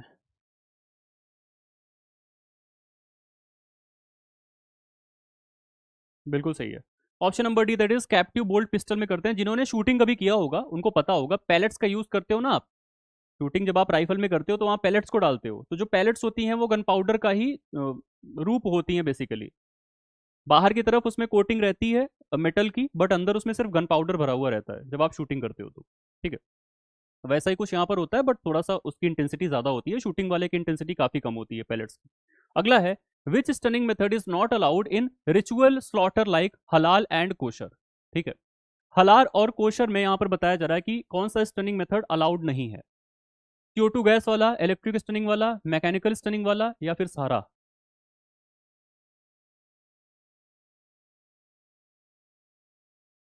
बताइए भाई, और भागो नहीं, जितने भी लोग हो रुके रहना। 27 तक पहुंच चुके हैं, 49 तक है टोटल। जल्दी जल्दी बताते चलो। कैप्टिव बोल्ट पिस्टल का उपयोग करते थे पीछे, इसका बताइए। वेरी गुड, बहुत अच्छे, ठीक है, बहुत अच्छे। Option number D will be the correct answer, all of the above. ये जितने भी आपके मेथड्स है ना, चाहे वो हलाल मेथड हो, कोशर मेथड हो, इसमें हम स्टंड एनिमल का यूज नहीं करते हैं कट करने के लिए। ठीक है, जो आप स्टिकिंग करोगे ना तो उससे पहले आप स्टनिंग नहीं कराओगे। भाई ये रिलीजियस मेथड्स हैं, वहां पर मना किया गया है, वहां पर सीधा बोला गया है कि हम जिंदा जानवर को लेंगे और उसको काटेंगे। क्लियर। इसीलिए उसको ह्यूमन के अंदर नहीं रखा जाता है। बोलते भले हैं कि सही मेथड है, ह्यूमन है, but it is not human. ठीक है। अगला क्वेश्चन है, in electrical stunning of poultry which of the following is recommended voltage and time for chickens. ठीक है, चिकन्स के लिए कितना वोल्ट और कितना टाइम होना चाहिए? 90 10 सेकंड, 70 1 to 3 सेकंड, 50 10 सेकंड या फिर 125 सेकंड? बताइए। चिकन के लिए बोला जा रहा है, बर्ड्स के लिए, particularly chicken, particularly chicken.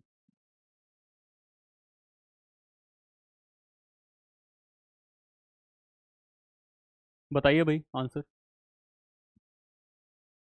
B. जी बिल्कुल, 70 वोल्ट फॉर 1 to 3 सेकंड। ठीक है, इतना करते हैं हम लोग। 1 से 3 सेकंड, वहां पर आप 10 सेकंड के लिए देख रहे थे, यहाँ पर 1 से 3 सेकंड कम रखते हैं क्योंकि ये क्या है, बर्ड है। अगला क्वेश्चन है, what is the maximum exposure time for CO2 stunning.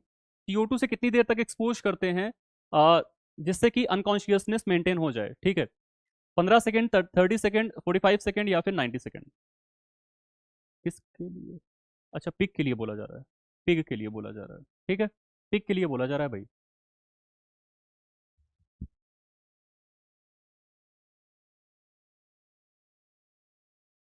29 का सी, 45 सेकंड। 45 सेकंड बिल्कुल सही है। Option number C, that is 45 second. 45 second, ठीक है।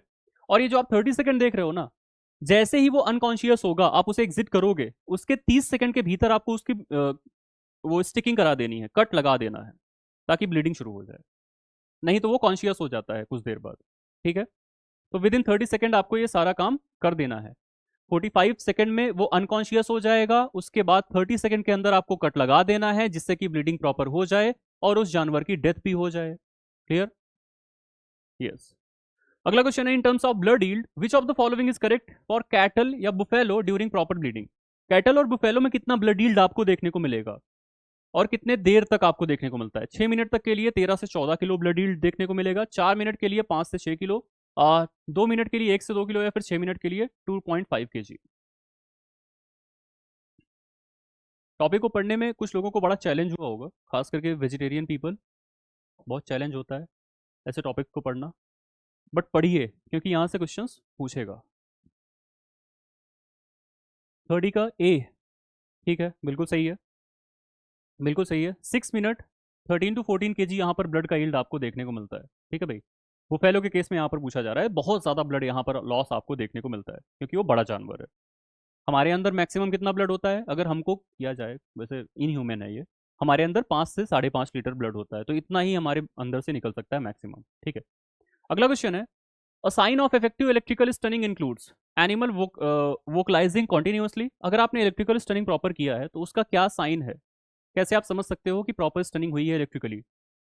एनिमल जो है वो लगातार चिल्लाता रहेगा, सलाइवेशन देखने को मिलेगा, फोमिंग देखने को मिलेगा, सलाइवा का फॉर्मेशन, लार का फॉर्मेशन बहुत ज़्यादा देखने को मिलेगी, फोम यहाँ से बाहर आएगा मुंह से, एनिमल खड़ा होने की कोशिश करेगा या फिर लेग फ्लेक्स हो जाएंगे, स्टिफ होने लगेंगे और आइस नीचे की तरफ जाने लगेंगी। इस ब्लड का यूज देखो कई जगह होता है, बट जितने भी स्लॉटर हाउस आज तक मैंने देखे हैं वहां पर इस ब्लड का कोई यूज नहीं होता है, पानी के साथ ब्लड की नदियां बहती हैं वहां पर। ठीक है, मैंने अपनी आंखों से जितना देखा है अभी तक फिलहाल इंडिया के अंदर, बाकी दूसरी जगह पे बहुत ज्यादा यूज होता है। आपको पता है, माइक्रो मैंने पढ़ाया, ब्लड अगार पढ़ा था, आपने याद आ रहा है? तो ब्लड अगार के अंदर मैंने बताया था ना, वहां पर जो मीट पीसेस होते हैं, ब्लड वगैरह होता है, उससे ब्लड अगार का फॉर्मेशन किया जाता है। तो इन सबको अगर ये यूटिलाइज करना चाहें तो बहुत अच्छी बात है, ये बेच भी सकते हैं, बट वहां पर यूटिलाइजेशन कुछ नहीं होता है, पानी के साथ ब्लड की नदियां बहती हैं। यही है स्लॉटर हाउसेस की असली कहानी। ठीक है। 31 का बिल्कुल सही है, ऑप्शन नंबर डी। लेग्स जो है वो फ्लेक्स करने लगते हैं, स्टिफ करने लगते हैं और आइज नीचे की तरफ रोल होने लग जाती हैं। क्लियर? चलिए, अगला क्वेश्चन है, why are horizontal position preferred for bleeding goats over vertical hanging. Goats के लिए यहाँ पर बोला जा रहा है कि उनको हॉरिजॉन्टली लिटा करके ब्लीडिंग कराई जाती है, बेसिकली उनका स्टिकिंग होता है, एज कंपेयर टू उनको उल्टा करके। क्यों ऐसा किया जाता है, लिटा करके ही क्यों किया जाता है? ब्लीडिंग टाइम कम हो जाता है इससे, ज़्यादा ब्लड ईड होता है, इंप्रूव्ड स्किन क्वालिटी देखने को मिलती है, या फिर स्पाइन की ब्रेकिंग ना हो, इस वजह से हम लोग लिटा के काटते हैं। बताइए।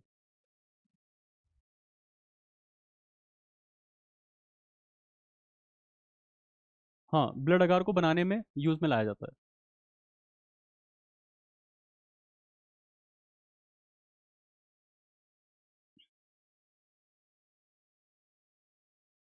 बताइए भाई, जल्दी जल्दी बताइए। हाँ बिल्कुल सही option number B, that is ज्यादा से ज्यादा ब्लड यील्ड देखने को मिलती है जब आप उसको हॉरिजॉन्टली लिटा करके काटते हो। ठीक है, एज कंपेयर टू उल्टा करके काटोगे तो उतना ज्यादा ब्लड यील्ड देखने को नहीं मिलेगी। क्लियर? ठीक है, इसका मतलब क्या है? इसका मतलब सीधा सीधा ये है कि जब लिटा करके काटोगे तो हार्ट ज्यादा देर तक पंप करेगा।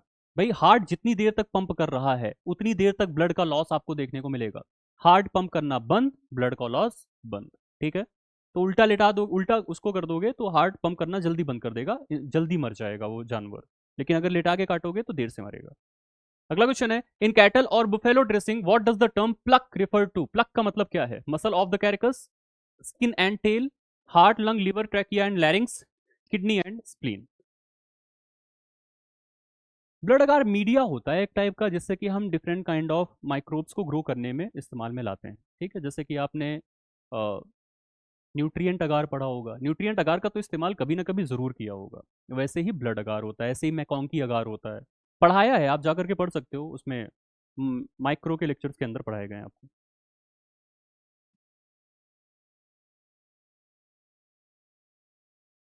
Yes, very good. Option number C, that is heart lungs liver trachea and larynx, इन सबको एक साथ मिला करके क्या बोला जाता है? प्लक बोला जाता है। जब बुफेलो की हम ड्रेसिंग करते हैं तो इन सारे ऑर्गन्स को मिला करके प्लक बोलते हैं। अगला क्वेश्चन है, which of the following is not a step in buffalo dressing?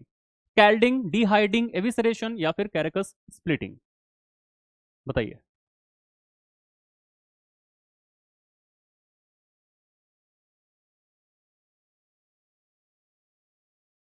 स्कैल्डिंग, डिहाइडिंग, एविसरेशन, कैरेकस splitting, कौन सा नहीं है? कौन सा नहीं है ये पूछा गया है आपसे।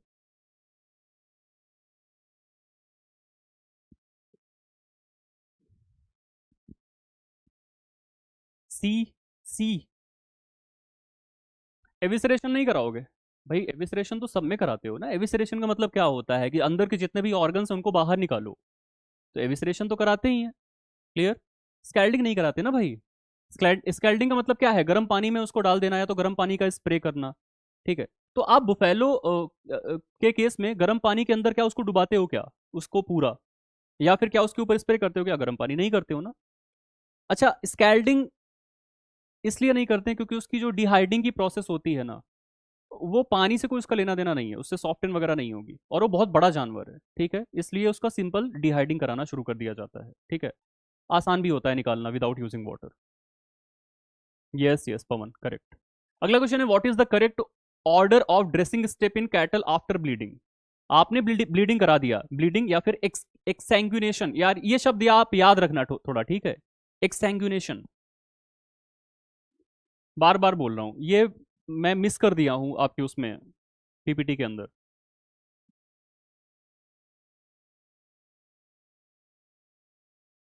ये ब्लीडिंग को ही कहते हैं।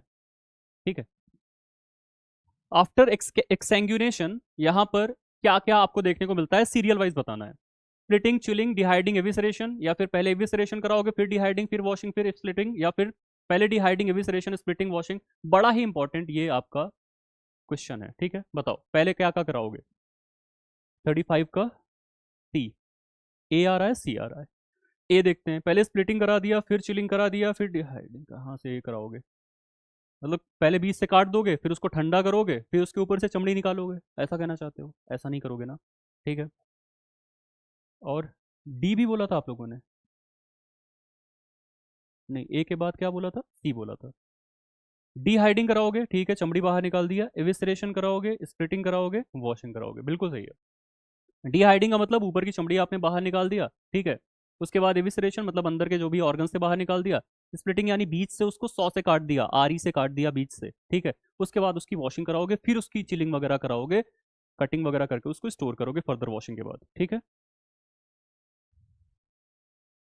नहीं डी क्यों? देखो पहले उसको धुलोगे थोड़े ही, फिर उसको क्या आप उसका चमड़ा निकालोगे, फिर एविसरेशन, फिर उसको आप काटोगे, ऐसा नहीं होता है ना। पहले क्यों धुलोगे आप? पहले क्यों धुलोगे? पहले आप क्या करोगे, सिंपली उसका चमड़ा निकाल दोगे, उसके बाद आप क्या करोगे कि अंदर के ऑर्गन्स निकाल दोगे, उसके बाद उसको बीच से काट दोगे, फिर आप वॉशिंग करा दोगे। Option number C will be the correct answer here. ठीक है,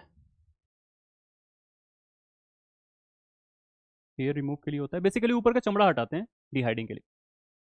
इन शीप या फिर goat dressing what is the technique called where the skin is pulled off using fingers and thumbs? बहुत आसानी से फिंगर्स और थम्स का इस्तेमाल करके जो कट करते हैं पर्सन, वो इसको निकालते हैं। इस पर्टिकुलर टेक्निक को क्या बोला जाता है? प्लकिंग, स्क्रैपिंग, फ्लैंकिंग, फिस्टिंग, क्या बोला जाता है?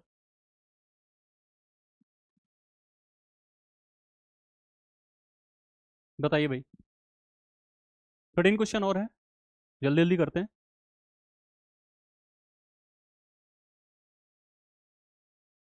जी बिल्कुल, option number D, that is fisting. ठीक है, फिस्ट मतलब हाथों का यूज करके उसका पूरा लेयर बाहर निकाला जा रहा है, तो ऐसा ही कुछ किया जाता है, that's why it is known as fisting. ठीक है।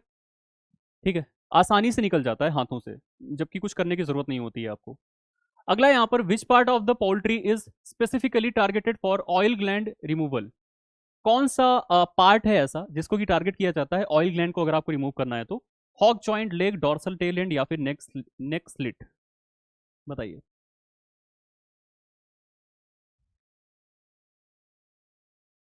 35 को समझाओ। 35, अभी समझाते हैं, अभी समझाते हैं। 37 का बता दो जल्दी से।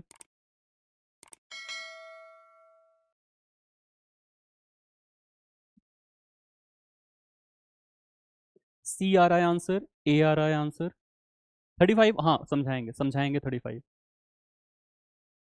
37 का आप सी कह रहे हो और कुछ लोग ए कह रहे हैं। ठीक है, पहले ए देख लेते हैं। हॉक जॉइंट नहीं, हॉक जॉइंट नहीं होगा भाई। हॉक जॉइंट अगर आपको याद आ रहा हो तो ये वो वाला जॉइंट होता है जहां से आप उसके फीट को तोड़ के हटाते हो। फीट बताया था ना कि उसका जो फीट, क्या बोलते हैं इसको? फीट ही तो बोलते हैं ना चिकन का, फीट। उसको नहीं कंज्यूम किया जाता है, कोई नहीं खाता है। ठीक है, तो उसको आप तोड़ के जहां से निकालते हो वो हॉक जॉइंट होता है। यहाँ पर आप डॉर्सल टेल एंड से इसको निकालते हो। इसको क्यों निकालते हो? क्योंकि ये जो आपकी ऑयल ग्लैंड है ये मॉइस्चराइज करती रहती है लगातार फेदर्स वगैरह को, और अगर ये रह गई तो एक अजीब सा ओडर प्रोड्यूस करेगी। ठीक है, इस वजह से इसको हम निकाल देते हैं बाहर की तरफ। क्लियर? तो यहाँ पर आपका करेक्ट आंसर हो जाएगा ऑप्शन नंबर सी। क्लियर? 35 समझाते हैं। देखो 35 में पहले क्या करोगे, पहले आप चमड़ी को बाहर निकालोगे। ठीक है, देखो डीकैपिटेशन यहाँ नहीं बोला गया, डीकैपिटेशन करा देते हैं, मतलब उसके सर को धड़ से अलग कर देते हैं यूजुअली। ठीक है, डिहाइडिंग मतलब पहले आप चमड़ी को खींचोगे, हटाओगे, उसके बाद एविसरेशन। अब आप कहां से कहां तक काटोगे? ये एब्डोमेन के एरिया में काट देते हैं, कट लगा देते हैं, याद आ रहा है कुछ? एब्डोमेन के एरिया के कट लगाकर उसको खींच लिया जाता है, और अंदर के जितने भी ऑर्गन्स होते हैं, चाहे वो किडनी हो, लीवर हो, जो भी हो, उसको बाहर निकाल लिया जाएगा। उसके बाद आप क्या करोगे? स्प्लिटिंग। स्प्लिटिंग का मतलब होता है इन सारे ऑर्गन्स को निकालने के बाद, ठीक है, इसको पूरा हटाने के बाद बीच से ये जो आपका जो भी जानवर होता है उसका जो बीच का एरिया होता है, जैसे हमारे लंग्स का एरिया है, ऐसे बायोलेटरली कट कर देते हैं, बीच से कट कट कर देते हैं, सॉ का यूज करके। ठीक है, एक आरी होती है, स्प्लिटिंग कर दिया। अब उसको धुला, धुलने के बाद चिलिंग वगैरह कर दो, फर्दर कटिंग करना है कर दो, ठीक है, उसको फ्रोजन करना है कर दो, वो सब उसके बाद की स्टेप है। अब क्लियर हो गया? क्लियर हुआ ना? क्लियर? अब पहले तो बीच से काट नहीं दोगे, ठीक है, पहले तो एविसरेशन कराओगे नहीं कि पहले हम काट के इसका अंदर का पूरा मांस निकाल लें, पहले तो आप उसका ऊपर का खाल निकालोगे ना। ठीक है, एविसरेशन इन सीजन के बाद ही होगा। हाँ, इन सीजन तो करना ही पड़ेगा ना, कट तो करना ही पड़ेगा एविसरेशन के लिए। तो आपने क्या किया, पहले डिहाइडिंग कर लिया, ठीक है, उसके बाद एविसरेशन। अच्छा ये समझना, डिहाइडिंग जब करते हैं तो या तो यहाँ के एरिया से डिहाइडिंग करना शुरू करते हैं, या तो लेग का जो एंड पोर्शन होता है ऊपर का, वहां से आप डिहाइडिंग करना शुरू करते हो, वहां से कट लगा करके। ठीक है, उसके बाद एविसरेशन में आप पूरा का पूरा इंसीजन करते हो, काटते हो, लेकिन एब्डोमेन से लेकर के यहाँ तक के पोर्शन को काटते हो। बेसिकली जो पेट वाला पोर्शन होता है ना जानवर का, उसको काटोगे। लेकिन ये जो स्प्लिटिंग बताया गया है ना, उसमें पूरा काट दोगे आप बीच से, ये सर तो रहेगा ही नहीं। तो ये बैकबोन जो आपको दिखती है ना, उससे आप पूरा काट के बीच से अलग अलग कर दोगे, दो पैर इधर, दो पैर इधर। समझ रहे हो ना, ये है स्प्लिटिंग। पैर वैर तो वैसे भी पहले ही काट करके निकाल दिया, मैं आपको समझाने के लिए बताया। अभी आ गया? आया कि नहीं आया जल्दी बताओ, तो आगे की तरफ बढ़ते हैं। नहीं आया? नहीं आया क्या?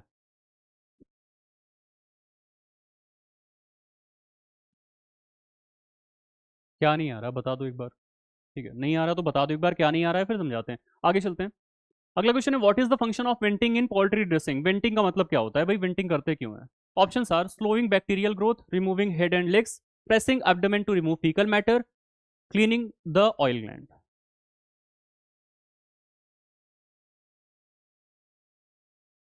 एविसरेशन इन सीजन के बाद ही होगा, ठीक है।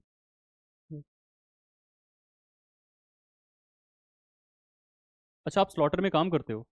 हाँ। तो कोई गलत स्टेप है क्या, ऐसा जो बताया गया है उसमें क्या कुछ गलत है?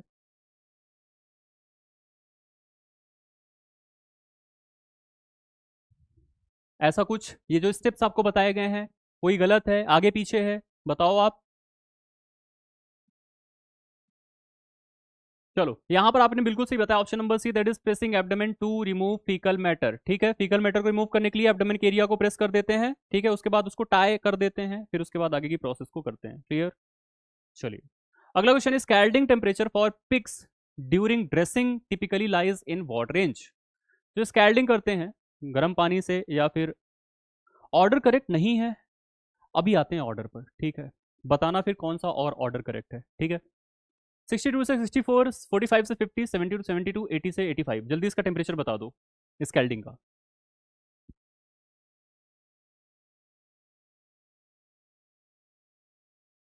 आते हैं क्वेश्चन पर हम, 35 पर भी फिर से आएंगे।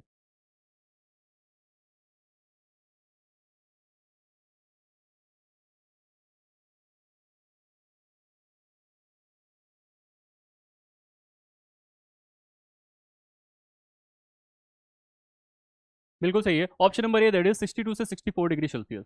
ठीक है, 62 से 64 डिग्री सेल्सियस पानी का टेम्परेचर होता है, जिसमें कि इसको डिप कर देते हैं। उसके बाद हम लोग क्या करते हैं भाई, इसका जो ऊपर का वो होता है, क्या कहते हैं, हेयर्स वगैरह, उसको रिमूव करने का काम करते हैं, फॉलिकल्स जो होते हैं वो एकदम से कमजोर हो जाते हैं। ठीक है, क्या ऑर्डर आपको सही लग रहा है, आप बता दो, ऑप्शन बता दो मुझे, तो उसके अकॉर्डिंगली मैं बताऊं क्या ऑर्डर आपको सही लग रहा है। तिलक, जल्दी बताना, लेकिन थोड़ा सा अपने पास टाइम कम है। ठीक है, अभी अपने पास क्वेश्चंस बहुत ज़्यादा पड़े हुए हैं, 10 से 11 क्वेश्चन अभी पड़े हुए हैं। मुझे जल्दी ऑर्डर बताओ कि कौन सा ऑर्डर सही होगा।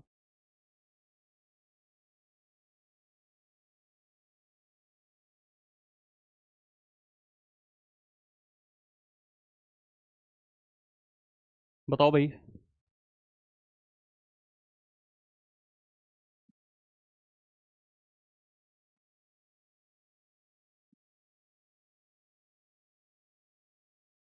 देखो, कोई भी जाएगा नहीं, ठीक है।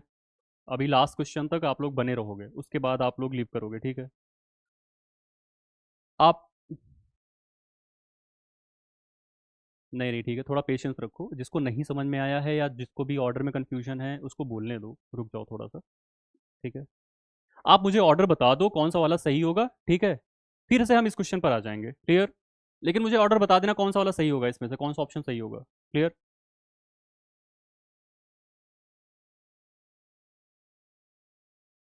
चलिए, अगला क्वेश्चन है, which unique step in pig dressing differs from other mammals like cattle and goat? Pig की जब ड्रेसिंग करते हैं तो कौन सा ऐसा यूनिक स्टेप है जो कि बाकी के स्टेप से अलग है, बाकी कैटल और गोट वगैरह से अलग है? एविसरेशन, स्किन रिमूवल, कैरकस वॉशिंग, या फिर स्कैल्डिंग एंड डिहेयरिंग? बताइए भाई।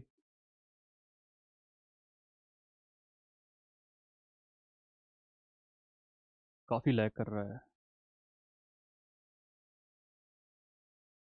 नेटवर्क इशू है कुछ।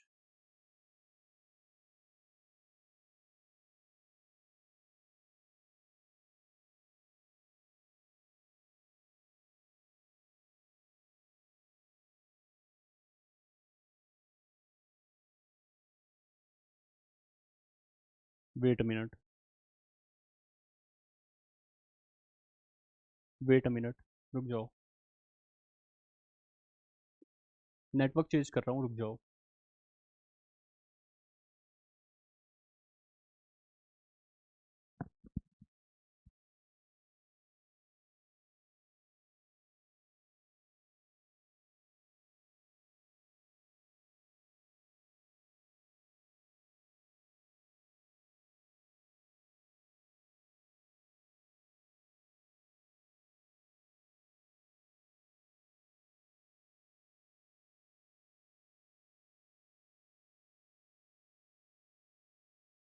Wait a minute.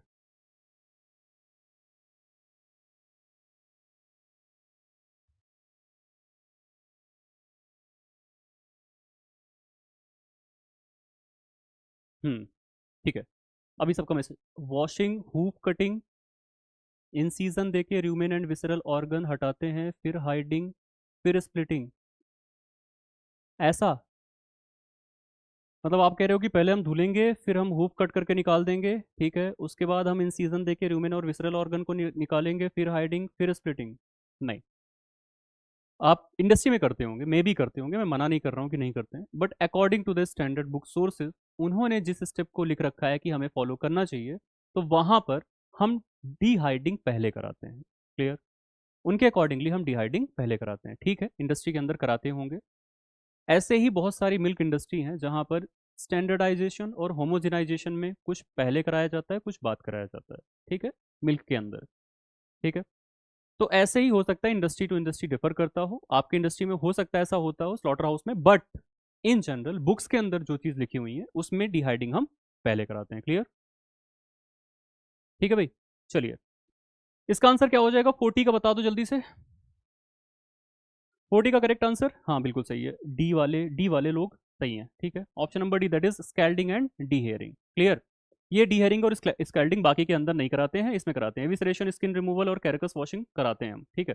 अगला क्वेश्चन है, during poultry dressing what is the significance of singeing? Singeing का मतलब क्या होता है, काम क्या होता है?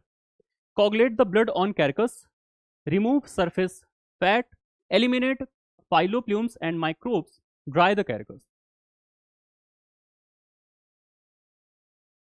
ठीक है, ठीक है तिलक, आपने अच्छा किया कि शेयर किया। ऐसे ही मिल्क इंडस्ट्री के लोग मुझसे शेयर करते हैं कि कहीं पर सर स्टैंडर्डाइजेशन और होमोजेनाइजेशन में कुछ ऐसा है जो कि पहले और बाद में करा दिया जाता है।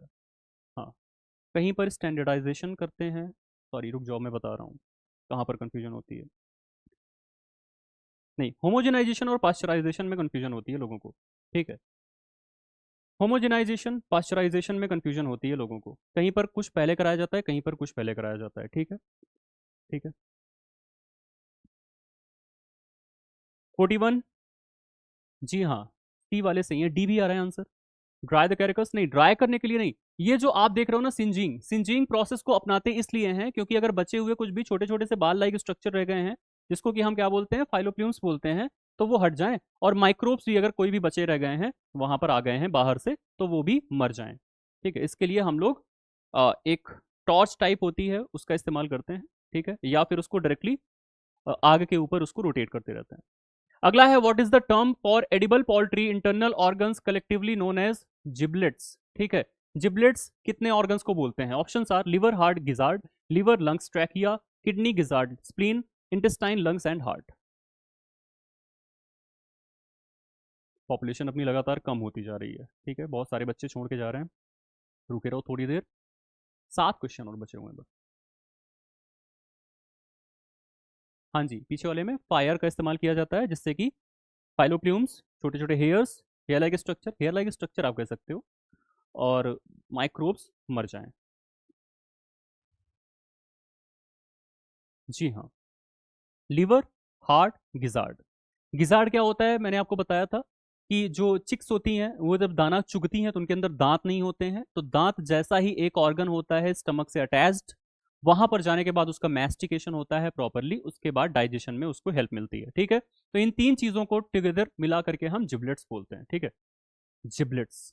चलिए, अगला क्वेश्चन है, in pig dressing why is the skin not removed like in cattle और गोट? स्किन क्यों नहीं रिमूव करते हैं कैटल और गोट में? स्किन बहुत हार्ड होती है, स्किन टॉक्सिक होती है, स्किन को कंज्यूम कर लिया जाता है मीट के साथ, पिग स्किन जो होती है उसकी कोई इकोनॉमिक वैल्यू नहीं होती है, बताइए। नहीं 49 बोले थे ना, 49, 49 बोला था मैंने, 49 क्वेश्चन है total. Yes, liver plus heart plus gizzard is equal to जिबलेट्स।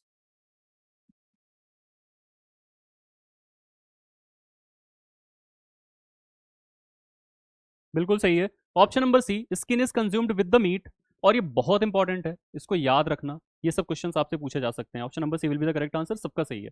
अगला क्वेश्चन है, what does evisceration refers to animal dressing? बताओ भाई, आसान आसान से क्वेश्चन आना शुरू हो गए। Removing limbs, cutting the skin, removing internal organs, splitting the कैरेकस।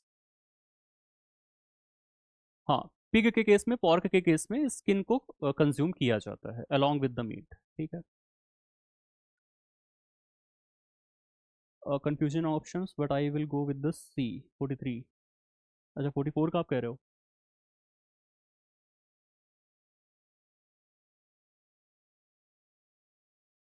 आसान है ये तो, विकास। ठीक है, सी आपका सही है। रिमूविंग द इंटरनल ऑर्गन्स, अंदर के ऑर्गन्स को हम लोग रिमूव करते हैं।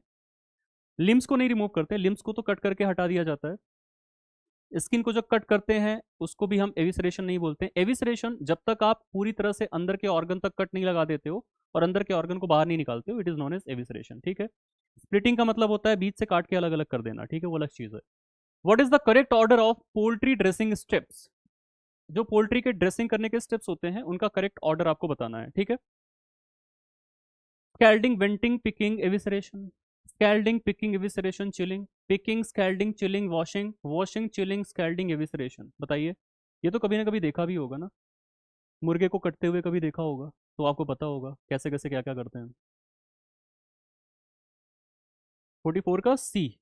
45 का बताइए भाई। बी। बी।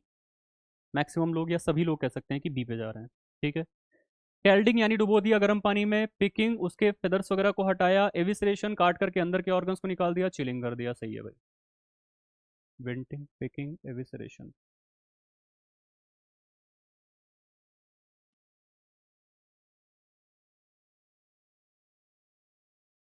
नहीं, सही है बी। बी सही है। ठीक है, ए नहीं सही होगा। ठीक है। B will be the correct answer. ठीक है, B will be the correct answer. Yes. What is the function of singeing in poultry dressing? फिर से वही आ गया। Scalds the skin, loosen the feather, burns filoplumes and kill the microbe. ये question repeat हो गया है भाई।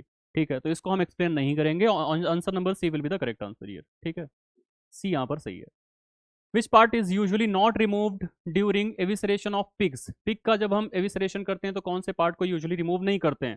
Liver, intestine, kidney, heart. और क्यों नहीं करते हैं ये भी बता देना। लीवर को रिमूव क्यों नहीं करते हैं? सॉरी, मतलब किस चीज़ को रिमूव नहीं करते हैं? लीवर को कह रहा हूँ मैं।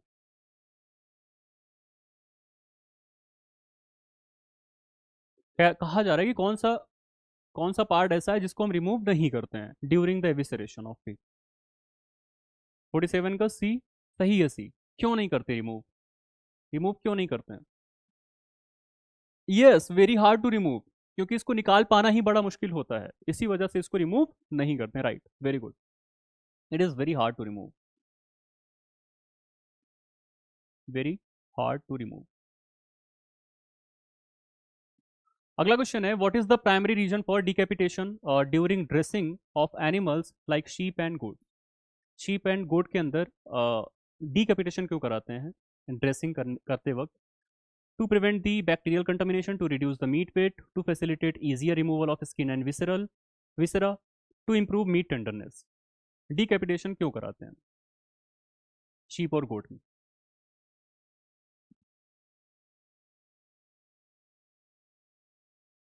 हाँ, बहुत स्ट्रांगली अटैच्ड होता है, टाइटली बाउंड होता है, हार्ड टू रिमूव होता है। बिल्कुल सही है, जितने लोगों ने आंसर किया था भाई बिल्कुल सही है। मेरे पास अभी आंसर आ रहा है। ठीक है।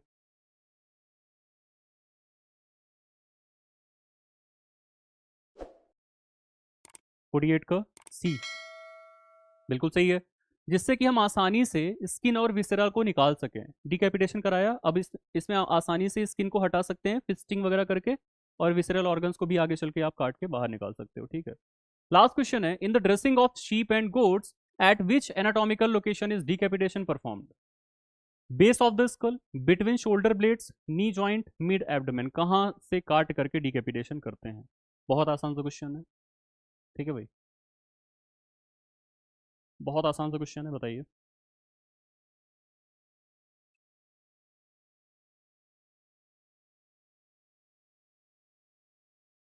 Pulling head is more beneficial, right. In the case of chicken, तब में हम पुल नहीं कर सकते ना।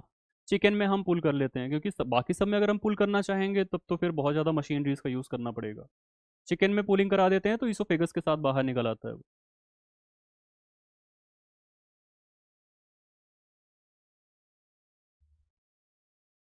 नी जॉइंट, शिखा, वीरेंद्र, ओमकार। क्लास नहीं किया है आपने? क्लास नहीं किया है आपने ना? क्लास किया होता तो ना बोलते ऐसे। ठीक है। Base of the skull, decapitation का मतलब क्या होता है? सर को धड़ से अलग कर देना। तो नी जॉइंट से हम क्यों करेंगे ऐसा? ठीक है। हम करते हैं बेस ऑफ द स्कल से। ठीक है। Option number A. Clear? Question क्या था ये वाला? बस इतने ही क्वेश्चन थे भाई आज की इस क्लास में। जिनको जाना है वो जा सकते हैं, और कोई डाउट बचा रह गया हो तो आप पूछ सकते हो। ठीक है। एमपीएफएसओ का कल वाला ऐड कोर्स में डालिएगा, कल अटेंड नहीं कर पाए। अच्छा, जो कल वाला मॉक नहीं अटेंड कर पाए थे उनके लिए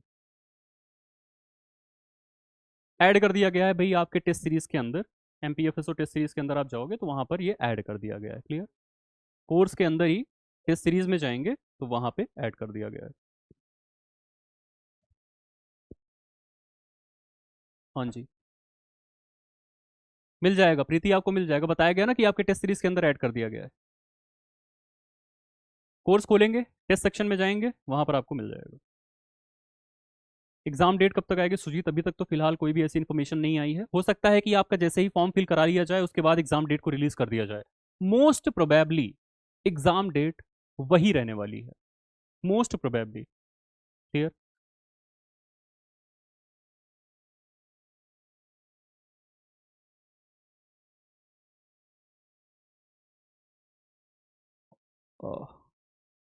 टेस्ट में आप जाओगे तो MPFSO प्री मॉक टेस्ट 10 जुलाई 2025 ऐसा कुछ लिख करके आएगा। ठीक है, सबसे ऊपर। तो उस पर आप क्लिक करोगे तो वो आपका पूरा पेपर आपको मिल जाएगा। ठीक है।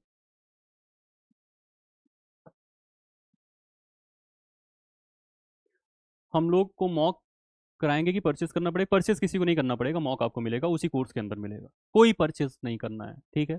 ऐसे लोग जो कोर्स नहीं लिए हैं वो अगर केवल मॉक लेना चाहते हैं तो उन लोगों के लिए चार्जेस रहते हैं, बट आपके लिए कोई चार्ज नहीं रहेगा किसी भी मॉक का।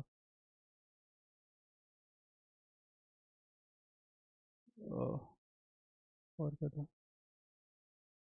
BMI नहीं आता? BMI बताया तो था भाई। क्लास कर लो एक बार, सब आ जाएगा। एक बार क्लास करके देख लिया करो आप, तो वो आपको क्लियर हो जाएगा। ठीक है। वेट आपका divided by height in metre square.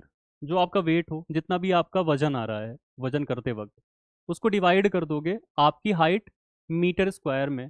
मतलब अगर 171 सेंटीमीटर जैसे मेरी है, तो मैं 1.71 इंटू 1.71 कर दूंगा। वो वैल्यू जो आएगी वो मैं डिनोमिनेटर में रखूंगा नीचे की तरफ। ऊपर की तरफ मैं क्या रखूंगा? अपना वेट रखूंगा।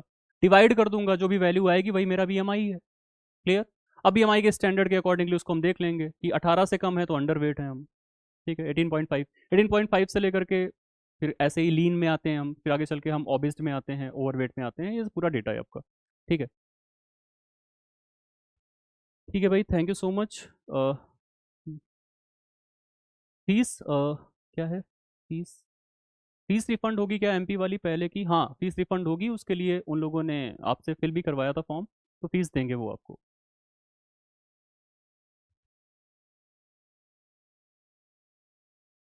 नहीं नहीं, जब तक एग्ज़ाम नहीं होगा तब तक कोर्स वैलिड रहेगा ही रहेगा। वो आपका एक्सटेंड कर दिया जाएगा, इसमें आपको कोई भी चिंता करने की आवश्यकता नहीं है। ठीक है। जब तक एग्ज़ाम नहीं होता तब तक तो वैलिड रहेगा ही रहेगा। Every Sundays topic wise test लें, आगे चल के ले लेंगे। पहले हम कोर्स को कंप्लीट कर लेना। मेरे ऊपर भी अभी बहुत ज़्यादा कोर्स के अभी टॉपिक्स रह गए हैं, तो उनको कंप्लीट करना है मुझे। MP के जो इंस्टीट्यूट हैं वहाँ ऑफलाइन टेस्ट सीरीज चल रही है, तो सर ज्वाइन करनी चाहिए कि नहीं? It is totally up to you. देखो, ये आपका अपना खुद का डिसीजन है। जैसे भी इच्छा हो आप कर सकते हैं। ठीक है। अच्छा Raj, thank you, thank you so much. Sir competition बहुत ज़्यादा लग रहा है MPFSO का। देखो, कंपटीशन है ज़्यादा, बट कंपेरेटिवली अगर आप अलग अलग कोर्सेज से कंपेयर करेंगे, अलग अलग टाइप के जो भी UPSC वगैरह से कंपेयर करोगे, SSC करोगे, यहाँ तक कि आप ग्रुप डी की भी जो वैकेंसीज आती हैं उनसे भी कंपेयर करोगे, तो भाई साहब कंपटीशन कम है। ठीक है। जनरल एग्जाम जो हो रहे हैं ना उसमें बहुत ज़्यादा कंपटीशन है। तो थोड़ा सा ना कंपेयर कर लिया करो, अपने समाज में देख लिया करो कि जो बाकी के लोग तैयारियां कर रहे हैं उनके लिए कितनी गला काट प्रतियोगिता चल रही है। तो आपको अपना वाला थोड़ा सा आसान लगने लगेगा। क्लियर है? पढ़ोगे हो जाएगा।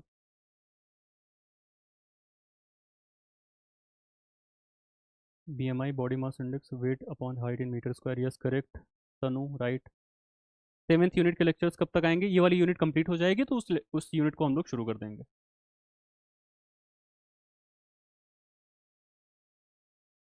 अ, आ ही जाए, ठीक है, आ जाएगा प्रीति। आपका जो पैसा है वो लोग रिफंड करेंगे, ऐसा नहीं है कि नहीं करेंगे, करते हैं। प्रैक्टिस टेस्ट देखिए अभी नहीं, आगे चल के आपका प्रैक्टिस टेस्ट जो होगा वो कराया जाएगा। अभी फिलहाल हम लोग कोर्स को कंप्लीट कर लें, फिर मेरा बर्डन बढ़ जाएगा। मैं अच्छा, वैसे प्रैक्टिस टेस्ट अगर आप कह रहे हो कि मतलब आपको टेस्ट वाइज ऐसे कॉलम बना के दे दिया जाए, तो उसमें तो आपको दिया जा रहा है ना क्विज वगैरह, अभी आप उसको सॉल्व करते रहो, आगे चल के मॉक भी प्रोवाइड करेंगे धीरे धीरे करके। ठीक है। बाकी ये वाला जो सेशन होता है इसके लिए थोड़ा सा अभी रुके रहो, जैसे ही हम लोग सिलेबस को कंप्लीट करते हैं बार बार अगेन एंड अगेन हम लोग शुरू कर देंगे टेस्ट वगैरह। OMR बेस्ड मॉक लीजिएगा, तो OMR बेस्ड में तो हमको फिर क्या करना पड़ेगा, ऑफलाइन टेस्ट कराने पड़ेंगे ना। अब हम लोग MP कैसे आएंगे, हम लोग तो लखनऊ वाले लोग। ठीक है, तो हम लोग तो ऑनलाइन ही करा सकते हैं आपको। ठीक है, बस 5 सीट हैं। देखो हाँ, आउटसाइड द स्टेट वालों के लिए थोड़ा सा कंपटीशन है, इनसाइड द स्टेट वालों के लिए थोड़ा सा कंपटीशन कम है। कितने क्वेश्चंस की नीड होगी लगभग सिलेक्शन के लिए पार्ट बी ओनली के? पार्ट बी ओनली के देखो क्वेश्चंस 10 यूनिट है, एक यूनिट से लगभग 10 क्वेश्चन आएंगे आपके। तो 100 क्वेश्चंस के आपके पार्ट बी हो गए, तो 100 की जगह अगर आप 5,000 6,000 जितने भी आप क्वेश्चंस को सॉल्व कर सकते हैं उतना ही आपके लिए बेटर होगा। रिवीजन प्लस MCQs, ये दो चीज़ करते रहना। पढ़ाई तो करना ही है अलॉन्ग विद अस, साथ साथ में चलते रहना है। रिवीजन ज़रूर करो, MCQs को खूब सॉल्व करो। ठीक है, आपके टॉपिक से रिलेटेड MCQs को जितना सॉल्व कर सकते हो उतना करो, वही है सिलेक्शन का असली रास्ता। ठीक है, यही स्ट्रेटजी है और कोई स्ट्रेटजी नहीं चाहिए। हम्म इस यूनिट में कितने लेक्चर्स होंगे देखो अभी हम कैलकुलेट नहीं कर सकते हैं, क्योंकि बहुत ही नई यूनिट है। तब भी आपके जितने बाकी के यूनिट्स में हुए हैं उसी के इर्द गिर्द रहेंगे, 20 25 30 इसी के अकॉर्डिंग इर्द गिर्द रहेंगे, इससे ज़्यादा नहीं जाएंगे।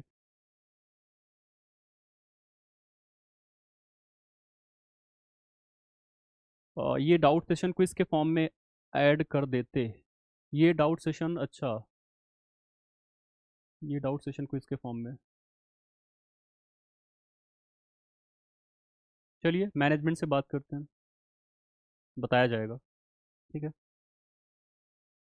स्ट्रेटजी कुछ नहीं है, कोई स्ट्रेटजी नहीं फॉलो करनी है, सिंपली क्या करना है, पढ़ाई करो, अभी हमारे साथ चलना है आपको। ठीक है, रिवीजन, MCQ, और कोई स्ट्रेटजी नहीं होती है किसी भी एग्जाम की। पहली चीज़ देखो, पहली चीज़ एग्जाम का सिलेबस होता है।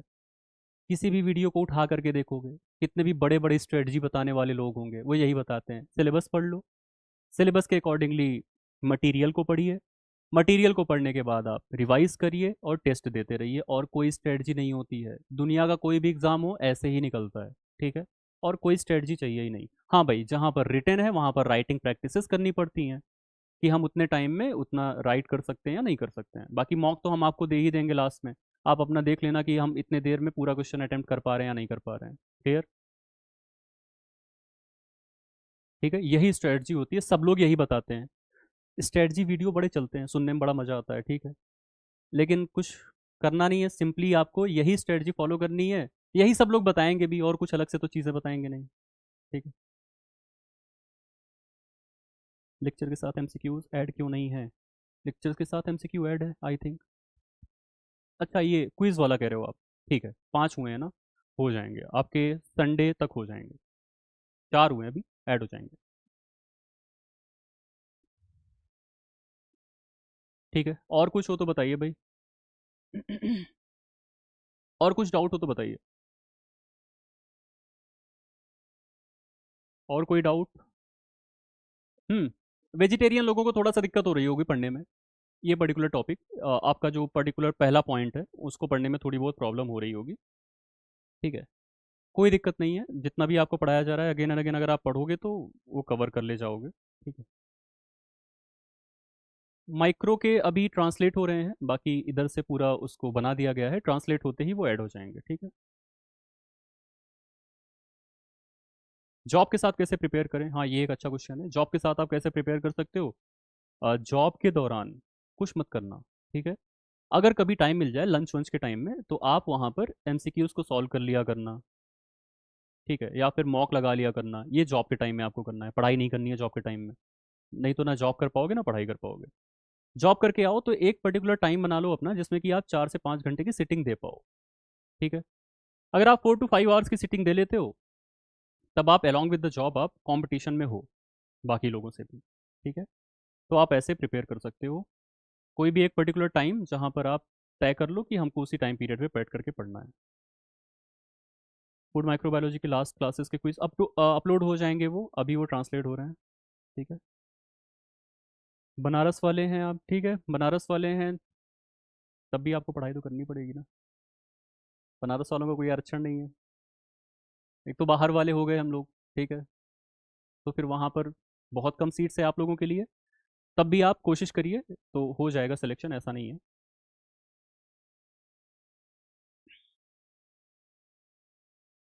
How to make short notes, short notes को बनाने का तरीका यही है, जो भी चीज़ें आपको बहुत ज़्यादा इंपॉर्टेंट लग रही हैं, और हाँ, जो इंपॉर्टेंट लग रही है उन सबको लिखना, ठीक है। मे भी आपको पता हो, जैसे अभी अभी आपने स्लॉटरिंग वगैरह पढ़ी है, स्टनिंग पढ़ी है, मे भी आपको पता हो अभी कि क्या होता है कैप्टिव बोल्ट पिस्टल, क्या होता है इलेक्ट्रिकल मेथड्स या बाकी के मेथड्स, मे भी आपको पता होंगे, बट आप उसको लिख लेना, सब भूल जाओगे भाई। 1-2 महीने के बाद सब भूल जाओगे अगर आप रिवाइज नहीं करोगे तो। लेकिन अगर शॉर्ट नोट्स बना के चल रहे हो तो वो आपके लिए रिवीजन के लिए बेस्ट होगा भाई, बेस्ट होगा वो रिवीजन के लिए, ठीक है।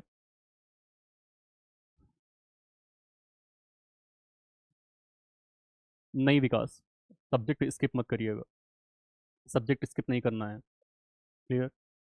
चलो इतना कर सकते हो कि लेक्चर ना देखो, पढ़ सकते हो लेकिन स्किप नहीं करना है, स्किप मत करना सब्जेक्ट। 10 क्वेश्चन चले जाएंगे, एक सिंगल यूनिट स्किप करोगे 10 क्वेश्चन में तो आप फिर लड़ाई तो आप 90 क्वेश्चन से कर रहे हो, बाकी सब 100 में खेल रहे हैं, आप 90 में खेलोगे, तो ये प्रॉब्लम हो जाएगी, ठीक है। टाइम है भाई अभी आपके पास, कोई अगले महीने एग्जाम थोड़े ही है, टाइम है ना, तो उसको यूटिलाइज करके कर लोगे आप। कितनी भी ज़्यादा जॉब में इश्यूज आ रहे हो, थोड़ा सा हॉलीडे को यूटिलाइज करो, ठीक है, और थोड़ा सा टाइम रखो पढ़ने के लिए, 3-4 घंटे इनफ होते हैं, आप साथ साथ चलते रहोगे सब हो जाएगा। एग्रीकल्चर में बहुत प्रॉब्लम हो रही है तो एग्रीकल्चर आप ज़्यादा पढ़ो, जिस भी सब्जेक्ट में आपको इशू आ रहा है उसको आप ज़्यादा से ज़्यादा पढ़िए, उसके शॉर्ट नोट्स को ज़्यादा बनाइए। नर्सिंग ऑफिसर हूँ, नाइट शिफ्ट भी है, नाइट शिफ्ट है, अगर आप नर्सिंग ऑफिसर हैं तो आप डे के टाइम में अपना एक रूटीन बनाइए जिसमें कि आप बैठ करके पढ़ाई कर सकते हैं, क्लियर।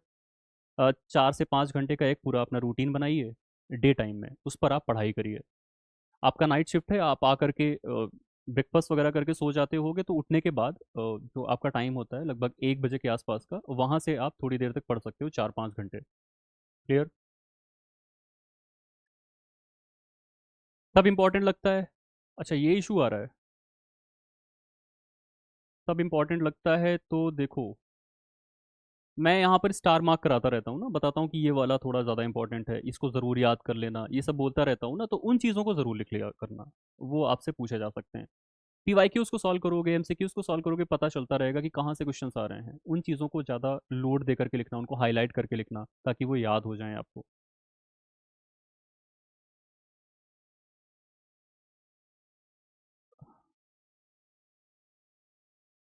नहीं नहीं, किसी को भी कोई भी सब्जेक्ट स्किप नहीं करना है सुजीत, आपको भी कोई भी स्किप नहीं करना है। बुक हार्ड कॉपी में आ जाएगी, आ गई है इंग्लिश वाली, हिंदी वाली आने वाली है। अब आपको सैलरी से क्या करना है उनके। जीके कहाँ से कर रहे हो तुम, अच्छा। एग्रीकल्चर में 20 क्वेश्चन है तो मेहनत तो करनी ही पड़ेगी, सब में करना ही पड़ेगा भाई। पार्टी में जिसको प्रॉब्लम हो रही है, आप पार्टी के लिए एक अच्छी सी किताब ले लो, उससे आप पढ़ाई करते रहो, तो रिजॉल्व हो जाएगा आपका प्रॉब्लम, ठीक है। एंड करें भाई सेशन को, और कोई डाउट हो तो जल्दी से बता दो, नहीं तो सेशन को एंड करते हैं, 8 बज गए हैं। माइंड मैप शॉर्ट नोट्स मिलेंगे क्या, देखो मैं जब पढ़ाता हूँ ना, मेरा लाइव देखे होगे, अभी यूट्यूब पे कराया था मैंने उस दिन, आप लोग पता नहीं थे कि नहीं थे। मैं जो आपको बताता हूँ ना वो माइंड मैप के ही फॉर्म में बताया था आपको, अगर ध्यान से देखोगे तो। यूट्यूब वाला लाइव देखे थे कि नहीं, तो वहाँ मैं माइंड मैपिंग के ही फॉर्म में सारी चीज़ें आपको बताया था, शुरू से लेकर के लास्ट तक जितना भी मतलब मेन मेन चीज़ें होती हैं उसको बताया था, तो ऐसे हम लोग करा सकते हैं, मे बी, ठीक है।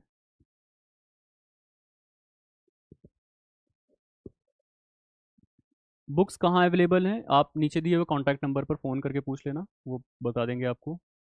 हिंदी वाली आने वाली है भाई, अभी प्रिंट हो रही है, जल्दी ही आ जाएगी। ठीक है। एमपी से ही हूँ, लेकिन यहाँ की एकेडमी के टीचर बहुत अलग ही क्वेश्चन सॉल्व कराते हैं। भाई देखो, पार्ट बी में तो हम लोग कह सकते हैं कि अपना एक्सपीरियंस है, काफ़ी पुराना है। अब अभी की आपकी जो एमपी की कोचिंग्स हैं, देखे हैं हम लोग भी, रिव्यूज़ देखते रहते हैं। क्या है ना कि वो अभी नए नए आए हैं इस मैदान में, हम लोग हैं थोड़ा पुराने लोग। अब हम लोगों का आप लोग बैकग्राउंड भी जानते होंगे कि मेरा बैचलर्स भी फूड टेक, मास्टर्स भी फूड टेक, उसके बाद भी जो भी कुछ कर रहा हूँ फूड टेक ही है, जॉब भी फूड टेक वाली। तो हम लोग थोड़ा पुराने लोग हैं, तो हम लोग को पता रहता है कैसी चीज़ें आ रही हैं, एनालिसिस के साथ आप लोग को कराते हैं चीज़ें। वहाँ क्या है कि वो लोग अभी अभी 6 से 7 महीने 1 साल ऐसा कुछ हुआ है, तो वो लोग अभी अभी अपॉर्चुनिटी देखे हैं, तो ऐसी चीज़ों को करा रहे हैं। ठीक है। हम लोगों ने देखो आपको ना जीएस के लिए भी रिकॉर्डेड वर्जन में क्लासेस नहीं दिया इसी वजह से, क्योंकि हमें पता है ना कि आपके लिए बहुत सारे ऐसे कोर्सेज पड़े हुए हैं, फ्री ऑफ कॉस्ट भी मिल जाएंगे, जहाँ पर जीएस आपको अच्छा पढ़ाया जा सकता है। ध्रुव सर ने तब भी आपको समराइज करके जितना बताने की कोशिश करी बताते हैं, आगे भी हो सकता है बताएं। ठीक है। लेकिन जिसका जो स्पेशलाइजेशन है उससे उसको पढ़ना चाहिए, आई थिंक, मेरा पर्सनल ये मानना है। बाकी आप लोगों की मर्जी भाई।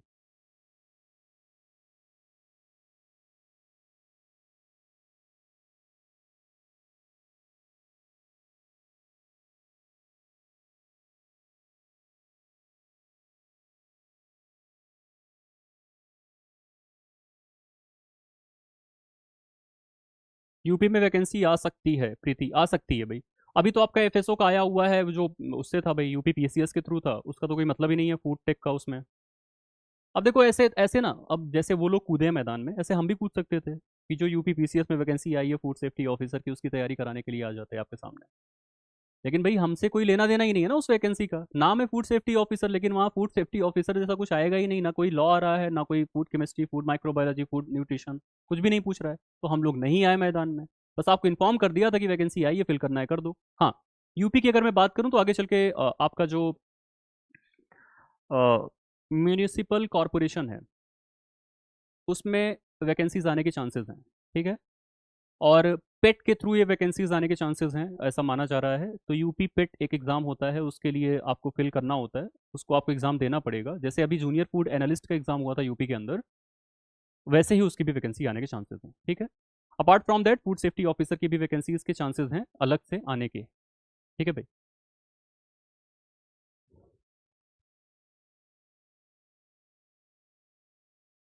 चलिए, तो स्टूडेंट्स यहीं पर हम आज के इस सेशन को समाप्त करते हैं।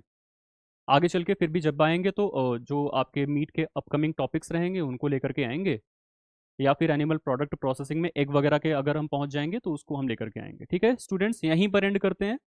एफएसएसआई का कोई भी अपडेट नहीं आया है, सॉरी टू से। ठीक है, जैसे ही अपडेट आएगा वैसे ही आपको इन्फॉर्म किया जाएगा। ठीक है। Okay, thank you so much, good night.